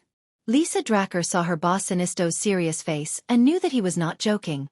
The enemy had already entered the field. It was just that she could not see him. However, no matter how she sensed, she did not feel anything unusual around her. She looked left and right to guard against the enemy's attack. Her expression was no longer as calm as before. Although she had not put on the Yellow Lantern Ring, she had caught Sinisto's eye not because she was brave but because she had some skills. Lisa Dracker's expression became extremely ferocious. The veins on her forehead bulged, and her eyes rolled back. She panted heavily and looked around. Suddenly, she rapped her fist with mental strength and punched to the side. Under Thea and Diana's gaze, the dead man was sent flying more than 2 meters away by her punch. He rubbed his chin and floated in the air, seemingly in disbelief. Sinisto's expression was very smug. Thea also asked, "What's your subordinate's ability?" "I feel that her eyes are very strange." Thea relied on her eyes to make a living, so she was very sensitive to such abilities. Lisa Dracker has some ability to foresee the future. Unfortunately, it's limited. She can only foresee things related to herself in a small area for a short period of time. Since Sinisto had asked her to use it, he did not intend to hide it. To a certain extent, Thea's relationship with him was closer than his relationship with the Green Lantern Corps. There was no need to hide such obvious abilities. Thea nodded. She scoffed at Sinisto's ability to foresee the future. Lisa Dracker's ability was at most a prediction, but it was far from being able to foresee the future. Chapter 298. Not only was there a difference in their abilities, but even such a low-level prediction was a huge burden on a mortal's body. Looking at Lisa Dracker's expression, which looked like she was about to spit out her organs in the next second, it was obvious that this move was severely draining her energy and even her lifespan. Although she was Sinisto's subordinate, Thea could not let her consume so much energy. She signaled the dead man to attack and decide the outcome in one move. Having received her instructions, the dead man chuckled and jumped into Lisa Dracker's body with a high platform dive. Sinisto immediately noticed the abnormality. Thea cast a magic eye on him so that he could see the battle between the dead man and Lisa Dracker. "This is..." Sinisto knew that Thea had some abilities beyond the light ring, so he was not surprised. He was surprised by the dead man who had half of his body in her body and was still trying to enter her body. He had a pale face, dark circles under his eyes, and was wearing a bright red bodysuit. Half of his body poked out from the blue-skinned Lisa Dracker's back. At first glance, one would think that he was a deformed person. Sinisto could see because of Thea's magic, but Lisa Dracker, a living alien, did not know magic. She only felt that something was desperately trying to enter her body. She knew that it was not a good thing, so she naturally tried her best to stop it. However, the dead man's move was extremely overbearing. Against ordinary people like Nightwing, he could possess them directly. Batman's willpower was the best in the world. Although he was quickly chased out, he was still possessed for a few seconds. Now, facing Lisa Draka, whose willpower was not as strong as Batman's, because he had not used this move many times and was not used to it at first, his spiritual attributes quickly suppressed Lisa Draka's defenseless soul and completed a preliminary occupation. This ability? This is too strange. Sinisto, who had seen many things, was truly shocked. This was an unsolvable ability. Even he could not think of a way to deal with it in such a short period of time, without using any combat techniques or materialization, and directly taking over the nest. Seeing his vigilance, Thea dispelled his worries. The dead man's move is very magical against ordinary people, but it lasts for a short time against people with strong willpower. Just as she finished speaking, the dead person who possessed Lisa Draka staggered a few steps forward. This woman's resistance is crazy. Thea also wanted to see how much control a dead person had, so she didn't say anything to stop him. Hal Jordan looked at Lisa Draka trembling like a fool. Thea did not want him to embarrass the Earthlings, so she gave him a magic eye. The 4 people present could see the dead man. Lisa Draka could not, but she had experienced it the most. She did not care whether she could see it or not. She used all her strength to try to expel the dead man from her body. The two entered a long tug of war. The spirit of a dead person was far stronger than a normal person's soul, but Lisa Draka's willpower was equally strong since she had caught Sinisto's eye. The mental battle between the two was disadvantageous to her, but because it was her body, she had an endless supply of energy, so she naturally had a geographical advantage. As the battle dragged on, the powerless dead man was finally squeezed out. He was a rootless source, so what he consumed was his own spirit. At the same time, Lisa Draka was so tired that she almost collapsed. She could not maintain her predictive state at all. Sweat flowed down her blue skin. I see. You can be expelled with a strong willpower. Sinisto was relieved when he saw this. Lisa Draka's willpower was like a baby's compared to his. If she could do it, he could do it too. However, the dead man's ability was indeed extraordinary. Anyone with a bit of foresight could see that. Sinisto was very happy that such a person joined the Yellow Lantern Corps. Not long after, the 3rd and 4th lantern rings were completed. Thea signaled for Lisa Draka to go first. Everything was the same as before. The only thing worth noting was that Lisa Draka recited the same oath that Sinisto had recited that day. After registering her name in the Book of Parallax, Lisa Draka went to the side alone to accept the knowledge of the lantern rings. There was a small problem when the 4th lantern ring was paired with the dead man. The power of the lantern ring was not for show. It could ignore the invisibility of the dead man, but there was a problem when it came to identifying the intelligent life form. The lantern ring circled him twice, but it could not determine which planet this life form came from. It could only say vaguely, "Intelligent life form has been identified. From that Boston brand. You have the ability to inflict great fear on others. Welcome to the Yellow Lantern Corps." Thea wanted to laugh when she saw this. If the lantern ring was in human form, it would probably beat the wall when it encountered such a once-in-a-thousand-years fellow like the dead man. The dead man's oath was the same as Thea's. Thea and Sinisto looked at each other before looking away at the same time. The dead man who put on the yellow light ring immediately grasped the ability to materialize. He materialized a real person who looked 30 to 40% like him when he was alive. Although the yellow color didn't match his aesthetic, he had been a lonely ghost for so long. Now that he could be seen by others, it was already a great blessing. A little color was not worth mentioning. The lantern ring's function for him was to relive the feeling of being a human, and to use fear to break down the resistance of the other party when he occupied the other party's body. The dead man who materialized touched everything and seemed to be very satisfied with the objects he could touch. Hal Jordan was a little afraid of him at first, but after a few words, they found that they were surprisingly compatible. Both of them were jerks in the beginning, but later on, they regretted their character of wanting to be heroes. They talked about women, guns, and the future, and became more and more congenial. They were just short of becoming sworn brothers. Thea stayed on Yura for 3 days and met Arlene Sue, Aubin Sue's sister, who was also Sinisto's wife, Solonique Natu, Sinisto's daughter, and Amon Sue, Aubin Sue's son. After receiving a lot of gratitude, Thea took Diana and a few guardians to chat for a long time. After that, she found that there was nothing to do.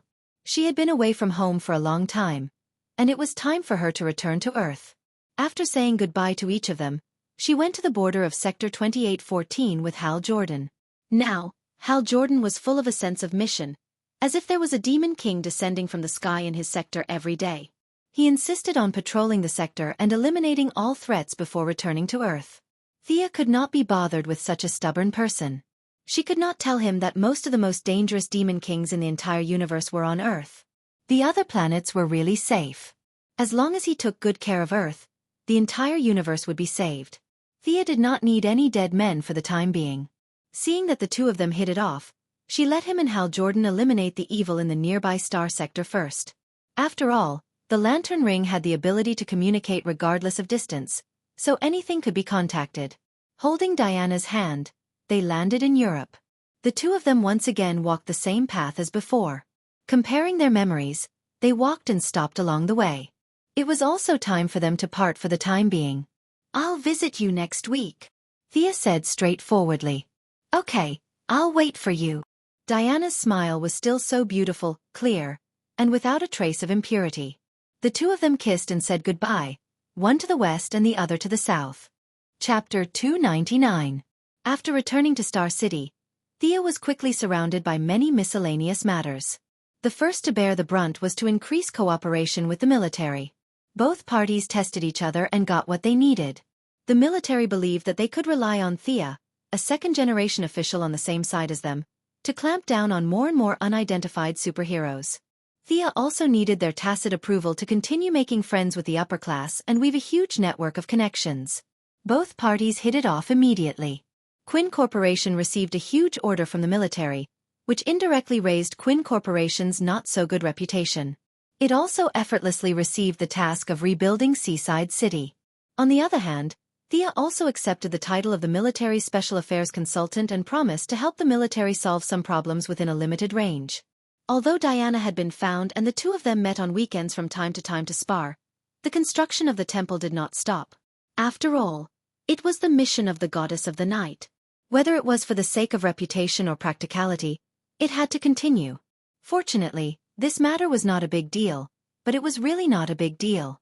With the tacit approval of many lobbyists and the military, the government finally officially submitted a consultation to the Turkish side. Of course, the so-called consultation was no different from an order. The Turkish side did not dare to say anything. Amidst the objections, a few joint construction teams entered the original site of the temple and began to do preliminary mapping work. Damien's plan to steal the sword had not been launched yet, but Barbara and Laurel had already left Star City. Their team had developed very quickly. Tommy, the stalker, was finally discovered by Barbara. When he learned that Laurel was also going to be a superhero, Tommy was both happy and worried. He shamelessly snuck into the originally all-female Raptor squad. Not long after, he rescued Helena, who was being chased by her biological father. The few of them fought bravely and defeated the Italian mafia. Helena, whose boyfriend was killed by her biological father, was very confused. She gave herself the code name Huntress and joined the small team in confusion. Thea was worried about them and flew to Gotham overnight. She saw that the team's cooperation was actually quite good. Barbara and Laurel were in charge of close combat, while Tommy and Helena were in charge of long-range combat. Among the four of them, Barbara had the most skills and experience, so she was naturally the leader.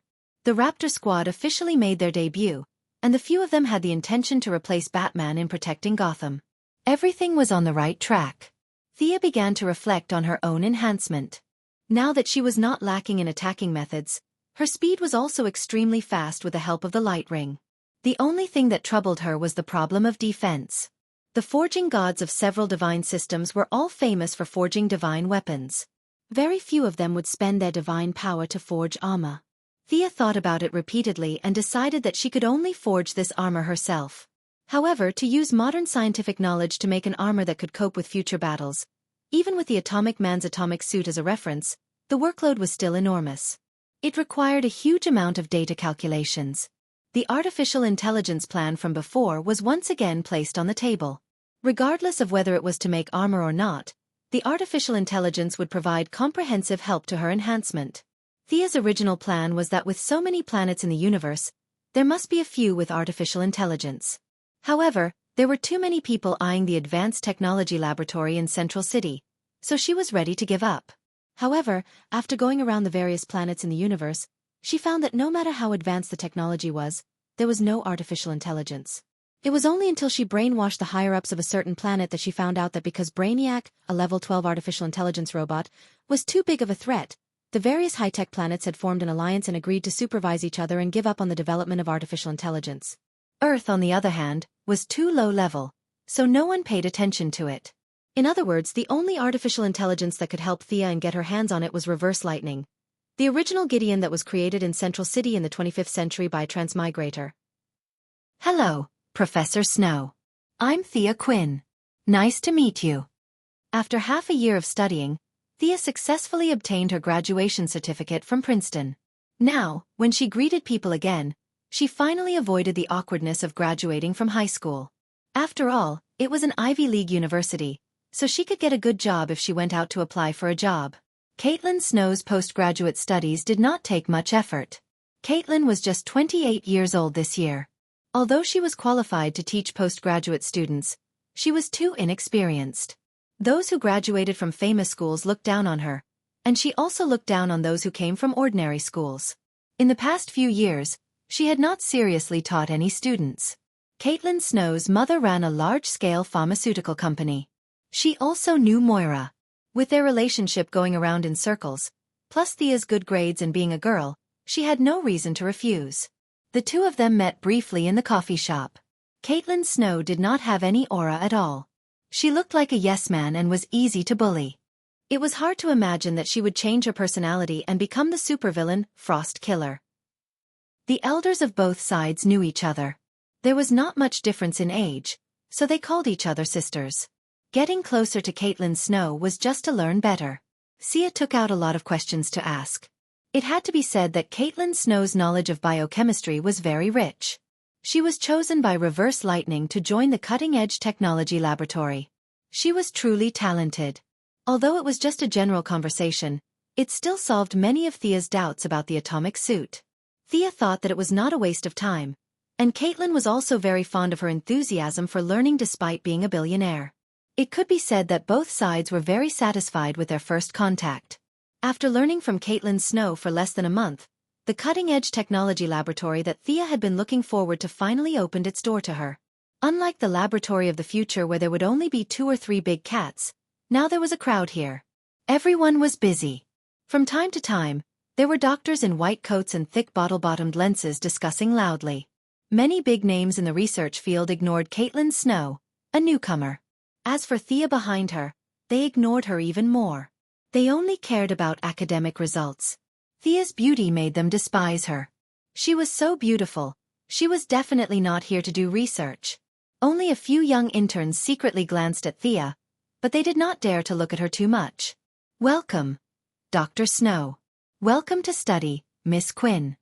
Reverse Lightning, disguised as Professor Harrison Wells, was the person in charge of the laboratory and received the two of them. With a graceful demeanor and a pair of glasses, he looked like a well-educated middle-aged man. Reverse Lightning grasped this role very well. There were no flaws in his facial expressions, language, movements, gestures and so on. All the people who talked to him did not know that the original Professor Harrison Wells had died and was replaced by a time traveler from 500 years